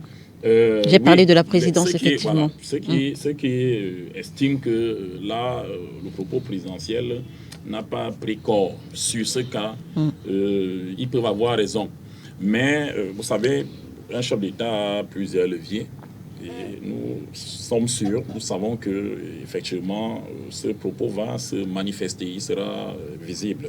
Maintenant, nous voulons rappeler que, en réalité, donner plus de place aux jeunes et aux femmes ne veut forcément pas dire les nommer à des endroits ronflants. Hein. Ça peut aussi vouloir dire leur donner plus d'opportunités. Et je pense qu'en matière d'opportunités... Il a parlé dans les affaires publiques également. Il a parlé dans les affaires publiques. Le conseiller tout à l'heure, parlant des chiffres, on a évoqué un qui est sorti dans le discours du président, 50 milliards. C'est une première, c'est un acompte pour peut-être promouvoir l'entrepreneuriat jeune. Il y a un certain nombre de politiques qui seront mises en place pour donner plus d'autonomie financière aux jeunes. Bon, il a aussi dit l'accès aux postes de décision, tout ça autre. Bon, moi, est-ce qu'il faut s'attendre à ce qu'il y ait quand même plus de jeunes qui font leur entrée au gouvernement? C'est mon souhait. À titre personnel, c'est mon souhait. Bon, le président l'a dit dans ses précédents discours, ses récents discours, avec tellement d'insistance que je suis convaincu que ce sera le cas. Vous voyez, je suis convaincu que ce sera le cas. Mais il ne faut pas qu'on s'attende aussi à ce qu'une certaine tranche d'âge soit mise au banc de la société. Hein. Nous sommes une société, c'est vrai, en majorité jeune, mais ce sont des sociétés patriarcales. Donc on va faire comme ça. Comme il a dit, c'est un juste dosage entre la jeunesse et la seniorité. Il faut qu'on trouve cet équilibre-là. Et c'est d'autant plus important que, vous savez, le monde avance. Le monde avance, le Cameroun ne peut pas être à la traîne. Et je suis sûr que le président est conscient de cette donnée. C'est pour ça qu'il a insisté notamment sur les 2 éléments, les jeunes et les femmes. Je suis amusé de voir ceux qui nous donnent la leçon, surtout nos contradicteurs d'une certaine opposition, parce que quand vous voyez comment leur parti fonctionne, le parti politique, je ne veux pas entrer dans les détails, vous vous rendez compte que les jeunes, vous les cherchez dans leur cercle de décision, vous ne les voyez pas. Les femmes, vous les cherchez là-bas, vous ne les voyez pas. Mais elles sont les premiers à venir s'accrocher aux phrases du président de la République et à scruter tous ces actes pour dire oui, il a dit ça ici, on n'a pas vu ça. Donnez-nous la leçon parfois dans la pratique. Quand vous posez des actes, vous, d'une certaine opposition, il y a des têtes qu'on voit depuis 20 ans, 30 ans, 40 ans, elles ne sont même pas pressées de partir. Mais cette tête-là vous disent qu'en face là-bas, je veux voir les jeunes. Si vous estimez que le parti au pouvoir, dans sa gouvernance privée ou dans la gouvernance publique, ne promeut pas les jeunes, ne promeut pas les femmes, ne fait pas un certain nombre de choses et que vous voulez lui donner la leçon, promouvez ces choses-là dans votre sein et dites-leur, venez voir comment on fait. Très bien. Alors, Elvadas Kenny, dans un passage, le chef de l'État mentionne le travail acharné du gouvernement actuel. Mais n'est-ce pas contradictoire de vouloir pourtant changer ce gouvernement s'il salue ce travail acharné, vu qu'il annonce la mise en place d'un prochain gouvernement? Alors, le travail acharné, ça dépend de quel travail acharné. Vous savez que on a connu le Covid, les gens ont travaillé de façon acharnée. Et les milliards ont disparu complètement. Donc, ça dépend de quel travail acharné il parle. Ce sont ces ministres qui ont déploré la qualité de la route, l'état des routes. Ce sont ces ministres qui ont déploré la fuite des enseignants, des médecins vers des pays étrangers. Ce sont ces ministres qui ont déploré la corruption. C'est le CONAC qui a déploré, qui déplore avec la commission des comptes la corruption, les fautes de gestion et consorts. Donc, lorsqu'il parle de travail acharné, je ne sais pas de quoi il parle parce que nous savons aujourd'hui qu'il y a tellement de poubelles qu'un ministre a demandé qu'il faut qu'on cache ça dans les quartiers parce qu'en les laissant sur les voies principales, on voit ça et ça ne fait pas beau. Ce ne sont pas exactement les mots du ministre. Elle n'a pas dû de cacher dans les quartiers. Vous allez dire les mots du ministre tout à l'heure. On verra s'ils sont différents de ce que je dis. Donc, nous sommes dans un pays où vraiment tout est tellement à refaire que on est entièrement dépassé. Il y a quelques années, M. Anissé Ekane, paix à son âme, se battait avec d'autres Camerounais sur cette question de privatisation de notre entreprise en charge de l'énergie électrique. Aujourd'hui, et on les pourchassait, on les arrêtait. Aujourd'hui, M. Paul Biya présente cela comme une victoire, comme un trophée, et il dit qu'on reprend notre souveraineté. Sans nous dire quel est le bilan de la privatisation qu'il a faite pendant toutes ces années et quelles sont les perspectives qu'il projette avec la reprise de cette entreprise-là. Non, opacité totale, des bilans creux, construction de nouvelles lignes électriques. Ça nous dit combien de kilomètres il a construit, combien il reste à construire et ce qu'il faut réellement pour le Cameroun. C'est de l'opacité et c'est une rhétorique qui commence à fatiguer les Camerounais. Vous voyez, 43 ans après, on est fatigué d'entendre les mêmes choses. M. Yédé, tout à l'heure, a évoqué le chiffre de 50 milliards et M. Abama, tout à l'heure, disait que c'est un acompte. Bon, M. Poulben n'a pas dit que c'était un acompte, mais je veux rappeler qu'en 2017, dans son discours de fin d'année, il avait parlé de 102 milliards. 102 milliards que la CONAC a retrouvé pour le plan triennal jeune. Pour le plan triennal jeune, qui a été exécuté à peine 50%, mais dont une grande partie a été détournée. On ne sait pas ce qui a été fait des personnes qui ont détourné. Elles sont toujours en poste. Le système continue à fonctionner. On a eu, en cette année-là, on parlait de 1 500 000 jeunes devaient être insérés dans le tissu économique. On devait avoir 100 000 entreprises qui devaient être créées. On devait avoir 500 000 jeunes qui devaient être formés.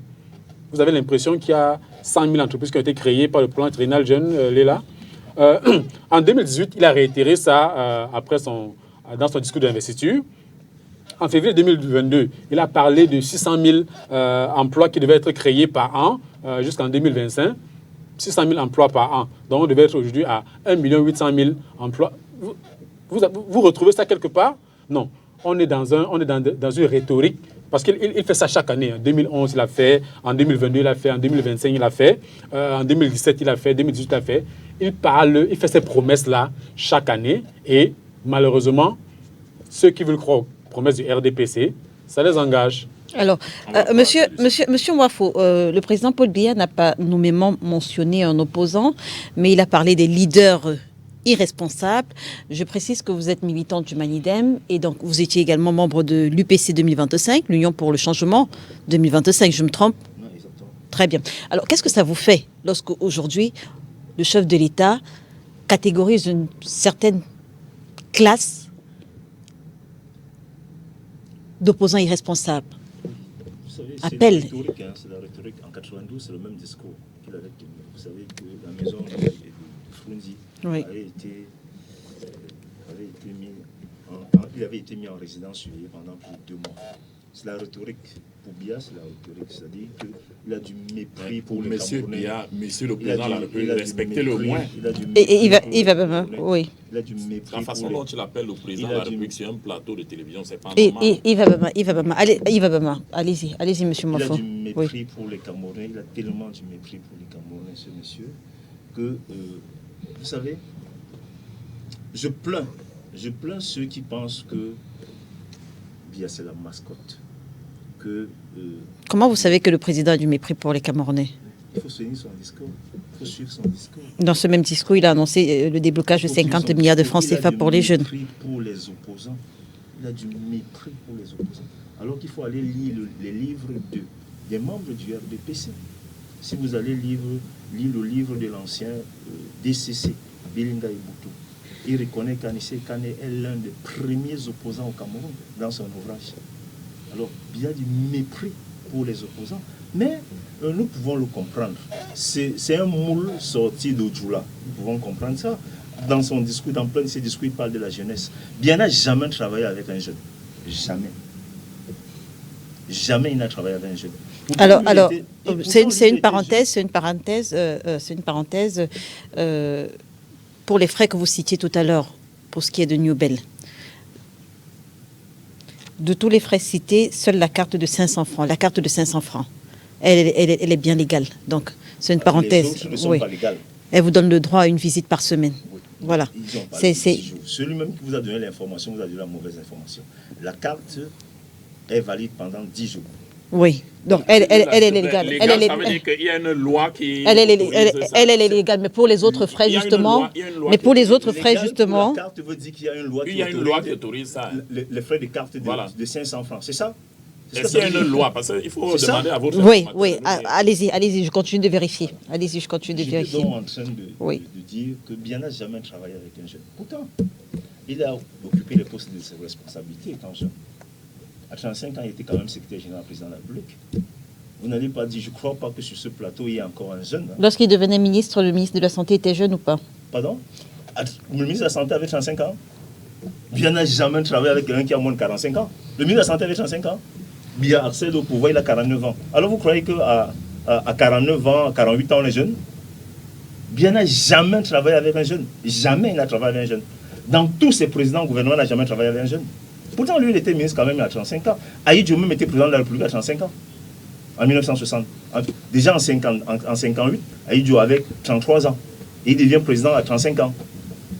Alors, nous sommes là-dedans. C'est de l'enfumage politique qu'il a fait. Il fait croire aux gens, aux jeunes Camerounais qu'il peut travailler avec les jeunes. Nous savons qu'il ne peut pas travailler avec eux. Nous savons qu'il a des mépris. Il a du mépris pour les opposants camerounais. Mais vous savez,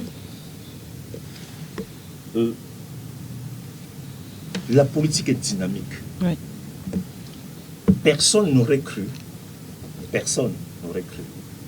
que 45 ans après, nous serons sur les plateaux de télévision en train de parler de Wandji Ernest, de Oumyobe, de Félix Moumié, de Sendé Afana, de Mokoko Priso, de Makit, comme nous parlons d'Anissé aujourd'hui. Il y aurait des centaines de Camerounais auxquels on parlera toujours. Et c'est quelque chose qui va aller continuer. La lutte serait dure. Elle serait même très dure. Vous luttez On y contre- arrivera. vous luttez contre qui? On y arrivera. Vous savez, en Afrique du Sud, l'ANC est né en Vous terminez. 1901. L'ANC est né en 1901. Mais Mandela Pour qu'on sorte accède au du pouvoir- sujet avec Mandela M. accède au Yédé. pouvoir en 1994. Et il vote pour la première fois, il a 74 ans. Quand Mandela vote pour la première fois. Ça veut dire qu'il a la lutte. Nous allons continuer à nous battre contre ce système néocolonial, contre des gens qui passent le temps à nous parler de l'enfumage politique, font des promesses qui, à à ne plus finir, où on n'en arrive jamais. Nous, aucun jeune aujourd'hui ne croit à ce gouvernement. Aucun jeune. La preuve. Vous savez que, je crois, c'est en 2008. Non. Aujourd'hui, le travail de moto-taxi est devenu un travail. Vous savez comment c'est né, non? Grâce à la fermeture de la Soutique en 1994. C'est comme ça que les premiers motos, quand moi j'allais au lycée, c'est comme ça que les premiers motos ont commencé. C'est comme ça. On va parler du légal, Alors mais nous de sommes reconnu. donc là dans Voilà. un pays où vous faites croire aux gens que vous avez sorti 50 milliards pour les jeunes. Or, des années précédentes, qu'avez-vous fait? À la fin d'une année, si vous voulez mettre sur pied, si vous voulez faire un discours, le discours c'est normalement, vous nommez le bilan de l'année. Très bien. Vous avez le sentiment que Biya a parlé du bilan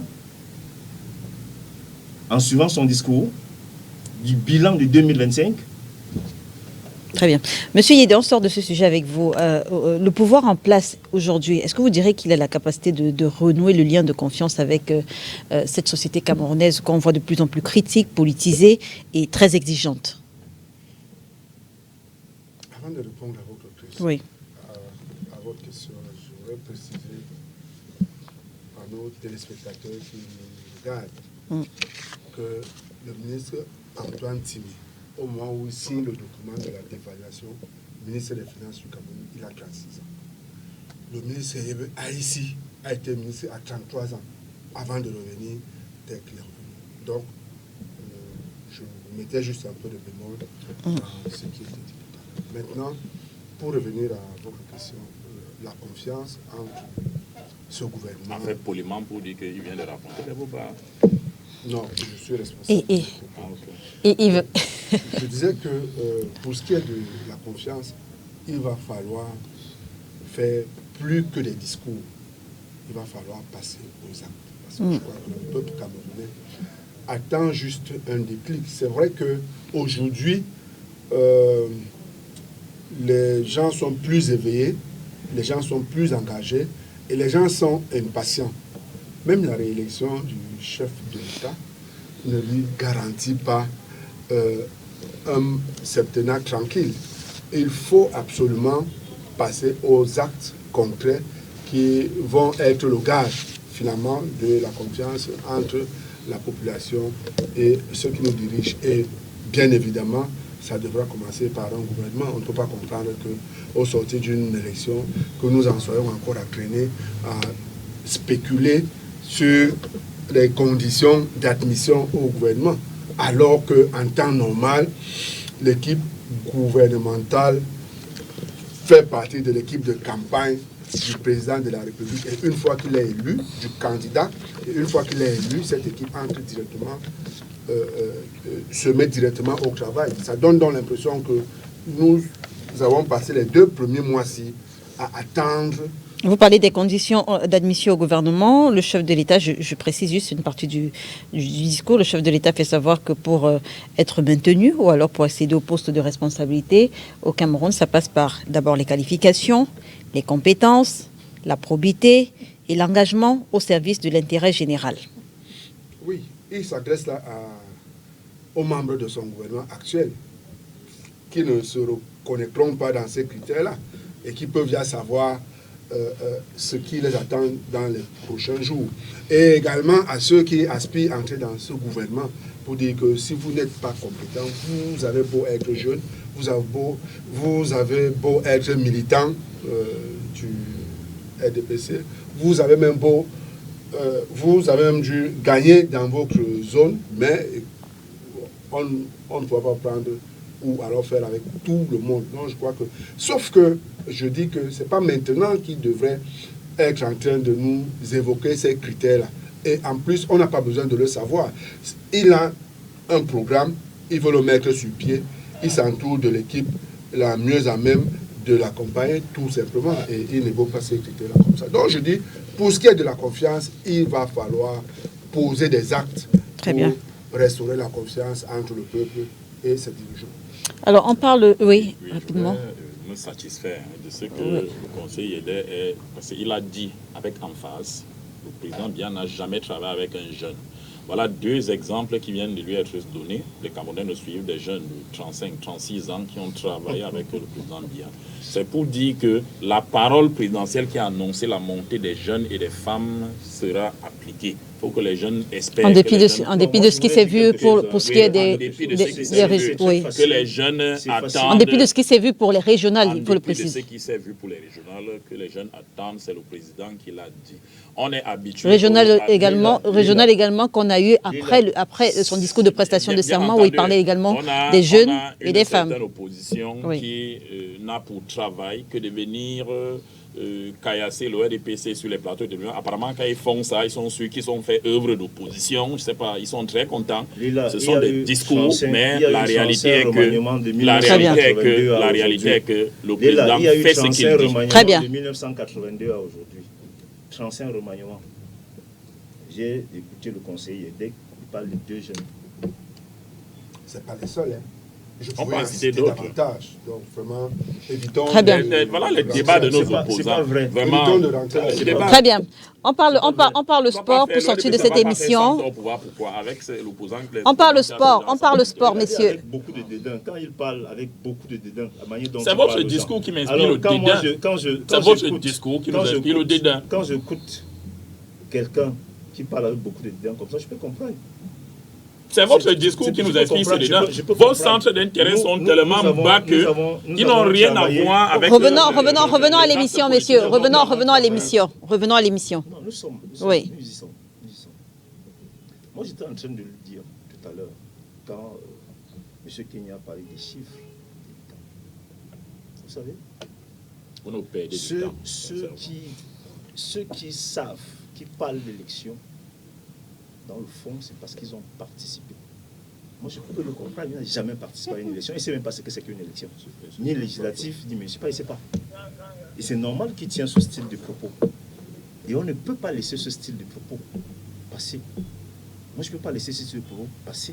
Vous pensez que ceux qui vous suivent là vous prennent au sérieux. Parce vous êtes dans une séance comique et vous insistez. Parce qu'en principe, lui, il ne sait même pas ce que c'est qu'une élection. Quand il vient sur un plateau, ce qu'il fait, c'est du verbiage. L'élection, une seule, je voulais parler de un votant est capital dans une élection. Alors, vous ne pouvez pas estimer qu'il y a eu... Vous ne pouvez pas estimer que non, il y a eu un décalage. Non, c'est une erreur de chiffre. Et dans puis, une nation. Il vient d'envoyer aller l'article... Non, c'est un avis. Un monsieur qui nous suit nous dit que les 8 millions 10 000 électeurs de l'ECAM, c'est au Cameroun. Il y a des électeurs de... Oh non, c'est le suffrage général. C'est le suffrage général. Vous avez le document également. Non, je ne m'enfonce pas. Non, vous démontrer. Ne vous enfoncez pas. Messieurs. Je vais vous démontrer. Messieurs, sortant.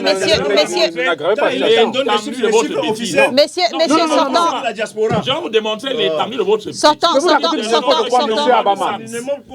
Voilà une pécadille qui est devenue un sujet important. Sortant de ce sujet. C'est très important. Ces chiffres la moitié des électeurs ne vont pas la tricherie permanente. 72 000 voix. Tricherie permanente. Les 2 millions d'écarts. Dis donc. Merci, messieurs. La tricherie permanente, Merci, vous permettez messieurs. vous avez triché Sérieux. sur 20 points. Lorsque vous accordez un point à un élève par tricherie. Merci, messieurs. Merci. On sort. La tricherie en pleine télévision. Monsieur Kenyé, merci. On sort de cette Non, mais c'est triste. Monsieur Abama, Monsieur Abama, merci. Donc on sort de cette émission en parlant sport, on parle notamment de la Coupe d'Afrique des Nations, Maroc 2025 et des performances des Lions indomptables. Alors, conseiller Yedé, est-ce que vous avez été surpris par les performances des Lions indomptables? Agréablement surpris, oui. Parce que au vu des résultats de ces dernières semaines, oui. Et de tout ce qui entourait la sélection nationale du Cameroun avant son départ pour la CAN, il y avait lieu d'être inquiet, surtout que nous ne connaissions pas les joueurs, on ne savait pas dans quel état d'esprit est-ce qu'ils travaillaient, le nouvel entraîneur, on n'en savait pas trop, donc c'était quand même assez délicat. Mais je vous avoue que dès dès le premier match, les Lions Indomptables ont renoué le pacte de confiance avec le peuple camerounais tout entier. Et je crois que c'est très bien pour le Cameroun et surtout pour la jeunesse. Parce que on donnait l'impression qu'il n'y a pas de place pour les jeunes. Et vous voyez bien que c'est des jeunes de 19, 20, 22 ans qui sont en train de redorer le blason du football camerounais. Et surtout là, il y a l'expertise locale qui est valorisée. Donc je crois que j'ai été surpris, oui, mais agréablement. Et je voudrais en profiter justement pour encourager le staff technique, pour encourager nos compatriotes des Lions Indomptables qui vont jouer ce soir, pour leur souhaiter beaucoup de courage et qu'ils continuent à faire plaisir et honneur au peuple camerounais, parce que là, ils ont lavé l'honneur du peuple camerounais. Qu'est-ce que vous pensez des performances des Lions Indomptables depuis le début de cette Coupe d'Afrique des Nations, M. Kenny? Alors, ce que je pense des performances des Lions Indomptables, c'est que cette force que les Camerounais ont de surpasser toute la cacophonie qu'il peut avoir autour d'eux, toute la malgouvernance qu'il peut avoir autour d'eux et de produire des résultats significatifs sur le plan national et international. Vous avez vu il y a quelque temps, et d'ailleurs il est toujours, Francis Ngannou, alors qu'il n'y a pas de salle de boxe au Cameroun, devenir champion du monde. Donc je ne suis pas surpris des performances des Lions Indomptables, simplement parce que le Camerounais a cette force intérieure qui fait qu'il est capable, malgré tout ce qu'il peut avoir autour de lui comme cacophonie, comme désordre, et on a vu beaucoup de désordre autour de cette équipe nationale avec les camarades de M. Abama, le ministre Kombi, qui n'a pas pu manager. Et c'est pourquoi le grand frère Yédé tout à l'heure était inquiet, parce que quelques temps avant le début de cette compétition-là, tous les Camerounais étaient inquiets. À quelle sauce est-ce qu'on va nous manger là-bas? Mais comme les Camerounais savent le faire, ils ont pu puiser à l'intérieur d'eux-mêmes ce que nous appelons très, très affectueusement ici là, le hemlé, pour pouvoir donner un peu de sourire.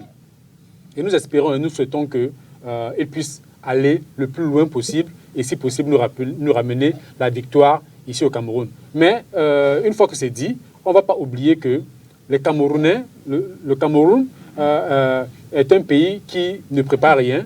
On va passer des années à se bagarrer. Samuel Eto'o sort une liste, Moele Kombi sort une liste, on ne va pas savoir qui est coach, qui ne l'est pas, qui est patron de l'équipe, qui ne l'est pas.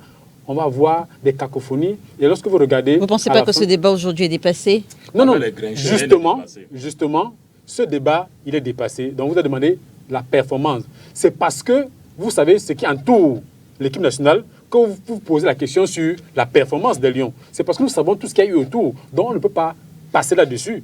On va rappeler que une fois que ces Lions, que la nation soit avec eux et qu'ils rapportent le trophée ici-là, une fois qu'ils l'auront fait, qu'est-ce qui va suivre?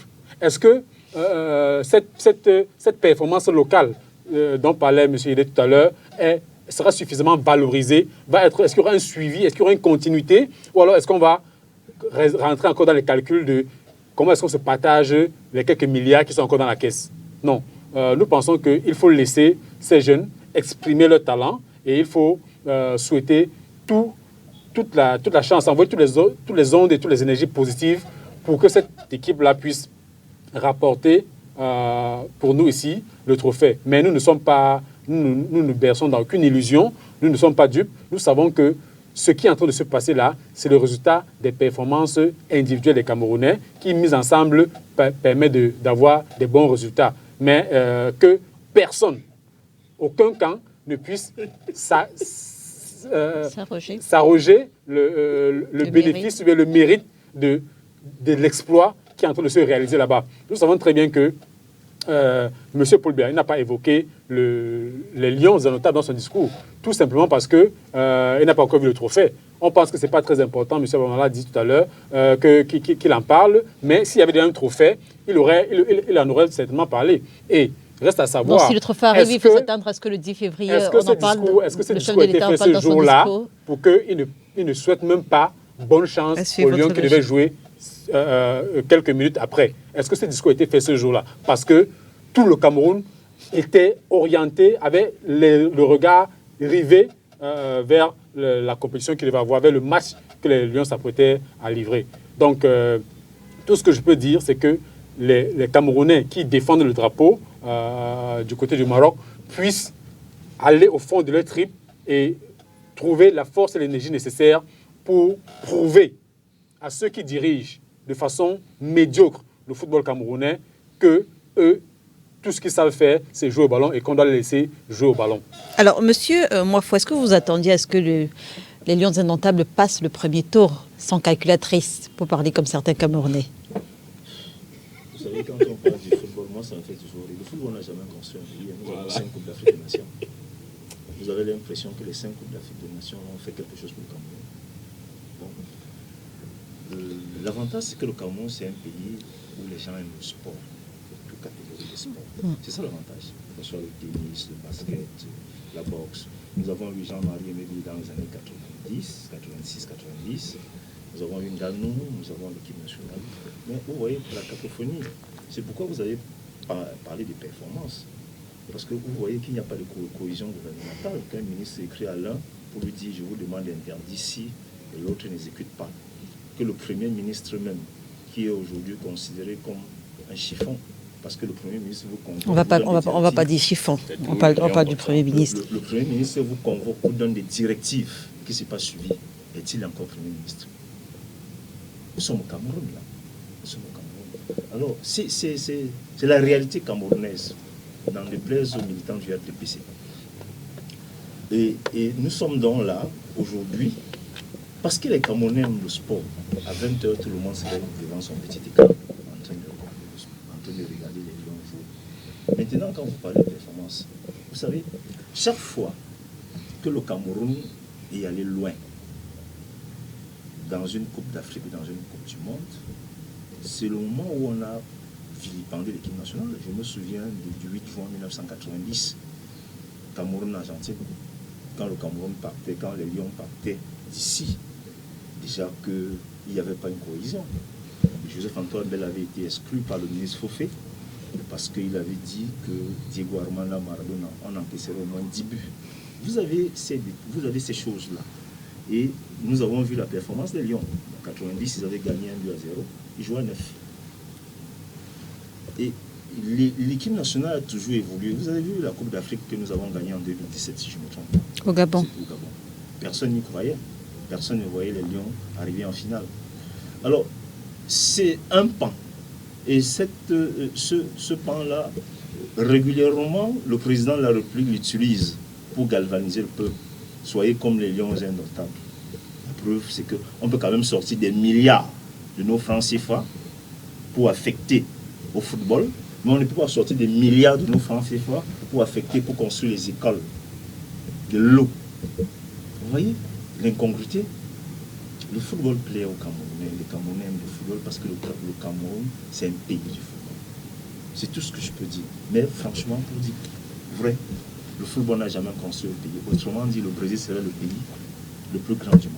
Prochain adversaire d'Afrique du Sud, vous y croyez, Yves Abema? Non, j'y crois à fond. Je sais que l'Afrique du Sud, c'est un passage. Un passage. Je suis de ceux qui pensaient que cette équipe avait été faite quand même pour aller loin, même sans les avoir vus jouer. Le simple fait qu'on ait remanié et qu'on ait mis des jeunes, il y a un certain nombre de cadres qu'on a mis de côté, ça pourrait nous faire mal parce que ce sont des gens qui nous ont fait vibrer. Mais sur le plan sportif, quand même, c'est avec les joueurs d'un certain âge qu'on doit faire des résultats. Donc, des bonnes décisions ont été prises à la base. Je suis surpris d'entendre que des personnes qui étaient des fans de l'ex-entraîneur, parce qu'il y en a qui, dans ce pays, ne juraient que par le nom de Marc Brice, et des acteurs politiques bien connus d'une certaine opposition. Je suis surpris que, subitement, ils se retrouvent de l'amour pour cette équipe-là. Et je dis, c'est le travail des 3 premiers matchs. C'est-à-dire qu'aucun Camerounais ne peut être contre les Lions. Mais quand vous voyez, ils ont vu ces Lions-là, ils sont devenus des supporters, ils sont venus nous rejoindre parce que nous, on y croyait déjà. Donc, comme Elvadas l'a dit, il faut qu'on envoie toutes ces ondes positives à notre équipe pour qu'elle balaie l'Afrique du Sud. Il fait un pronostic de 2-0, parce qu'il y a quand même des gens en face. qu'on balaye l'Afrique du Sud, qu'on poursuive et qu'on nous ramène le trophée. Et pas de récupération politique possible. Peut-être c'est une des raisons pour lesquelles le président de la République n'en a pas parlé, parce que les Lions, c'est pour tout le monde. On n'oublie pas nos RDPC que c'est sous le président Biya qu'on a quand même eu tout. Pas de récupération politique, c'est pour ça que le président n'en a pas parlé. Peut-être. Okay. Quand Mais le chef de l'État... On n'en parle pas, si on a remporté. Non, mais Yves Abama, les Lions indomptables ont presque toujours fait partie des discours du chef de l'État. Donc je veux dire qu'aujourd'hui le football a fait tellement. Que vous veniez dire pas de récupération politique, c'est pour ça que le président a préféré s'abstenir un peu, sachant que le meilleur est à venir. C'est que un vieillard voit assis. L'année dernière, il en a parlé quand il a dit j'ai donné des instructions fermes. De toutes les façons, le travail de Paul Biya, y compris dans le domaine du sport. Donc c'était quoi votre pronostic? Votre pronostic, c'était quoi? J'ai dit 2-0, parce qu'en face aussi, l'équipe est quand même solide. J'aurais rêvé de plus. Et avec Hugo Bross, Hugo Bross comme entraîneur, l'Afrique du Sud. Bien entendu, on a souvent eu à battre nos anciens entraîneurs, c'est un détail. Donc je veux dire qu'en réalité, nous souhaitons celui avec qui les Lions ont remporté le 7e sac. Nous sommes fiers de cette équipe et nous voulons qu'en février, elle nous fasse vraiment le grand bien qu'elle nous a souvent fait. En février fin janvier. Oui, fin janvier. 18, mi-janvier. Voilà, qu'elle nous fasse le grand bien qu'elle nous a souvent fait. Les Camerounais sont habitués à la gagne. Quand vous voyez les Kofane, les tels, vous voyez, c'est des gars qui sont des conquérants. Donc, on attend ce trophée ici. Mais où en est-on avec le stade de Paul Biya, M. Abama? Bon, combien de personnes posent des questions sur ce point? Votre pronostic, M. Kenyé? Je souhaite tout simplement une victoire des Lions, des Lions indomptables. Et moi, je pronostiquerais 3-2 pour cette rencontre. Et je souhaite vraiment que les Lions puissent gagner. Mais c'est simplement parce que le drapeau du Cameroun doit flotter à chaque fois que nous sommes dans une compétition ou bien que nous sommes à l'extérieur. Et que très rapidement, on revienne à l'essentiel, c'est-à-dire au développement de notre nation. D'accord. Votre pronostic, M. Yédé? 2-0 en faveur du Cameroun. D'accord. Donc, tout comme M. Abama, votre pronostic? Vous savez, ça ne l'intéresse pas. Oui. Monsieur Abama, c'est comme tout à l'heure, vous avez dit que ce qu'il disait n'intéressait pas les Camerounais, sauf que vous êtes sur le plateau, vous n'êtes pas à la maison, vous n'êtes pas en train de parler avec les Camerounais à la maison pour savoir. Allez-y, monsieur Mofo, pardon. Je disais que ce serait mal difficile. Oui. Parce que vous avez face au Cameroun, quand même, l'Afrique du Sud, qui n'est pas une petite nation de football. Vous avez un ancien coach des Lions indomptables. Oui. Ça veut dire qu'il connaît un peu le système camerounais. Alors, ça serait mal difficile. Même si de l'épopée de 2017, il ne reste parmi les joueurs que le capitaine, Christian Bassogo. Oui, ça serait quand même mal difficile. Nous avons un système qui ne change pas fondamentalement. Si c'est Yves Abama qui pose... Non, c'est pas Yves Abama ne pose pas... Tout comme il a rappelé à M. Kenyé qu'il n'était pas celui qui posait les questions. Je dis donc que ce serait un match difficile. C'est un match qui ne doit pas se finir en 90 minutes. Nous allons aller aux prolongations, nous gagnerons certainement en prolongation. Certainement en prolongation. Le 2 buts à 1. 2 buts à 1, d'accord. Merci en tout cas. Merci Monsieur Yves Abama d'avoir... Vous pouvez demander quand même à M. Abama où est-ce qu'on en est avec le stade de Paul Biya, parce qu'on parle de football quand même. Non, on parle des performances. L'hôtel est au sous-sol, ça va sortir. Au stade Paul Biya. C'est devenu complexe. Il a refusé ce nom. Biya a refusé ce nom. C'est complexe Paul Biya. Il a même refusé. L'hôtel est encore au sous-sol. C'est en train de sortir. Okay, on va arroser un peu pour voir comment ça pousse. C'est ça qui fait l'être de l'opposant. Merci monsieur Yves Abama d'avoir accepté notre invitation ce dimanche. Monsieur Kenyé Evadas, merci, ce fut un plaisir de vous avoir. Monsieur Mofo, merci d'avoir accepté notre invitation. Merci de m'avoir invité. Comment ça se passe, la préparation des obsèques d'Anissé Kane? Il faut demander aux amis de Yves Abama, ils ont encore le corps. On leur a écrit pour demander de nous restituer le corps, puisqu'ils ont diligenté l'enquête. Anissé au moment 7, et c'est le 7 qui décide de faire les enquêtes. Nous avons écrit, le parti a écrit, les avocats ont refusé l'autopsie. Le 7 ne peut pas être juge et parti. Alors nous avons donc écrit pour demander que l'État nous restitue le corps. Jusqu'aujourd'hui, on attend. Le parti a écrit ou la famille? L'État restitue le corps à la famille ou au parti. Je dis, nous avons écrit. Les avocats. D'accord. Les avocats de qui? C'est pas Yves Enva qui pose des questions. Non, allez-y, monsieur. Je ne vous donnerai pas l'information. Allez-y. Les avocats du Manidem, c'est la politique. Les avocats de la C'est un famille, homme oui. politique qui est mort. Non, un homme C'est politique un qui a homme une racine familiale. C'est un homme politique qui est mort. Pour les questions, pour les raisons politiques.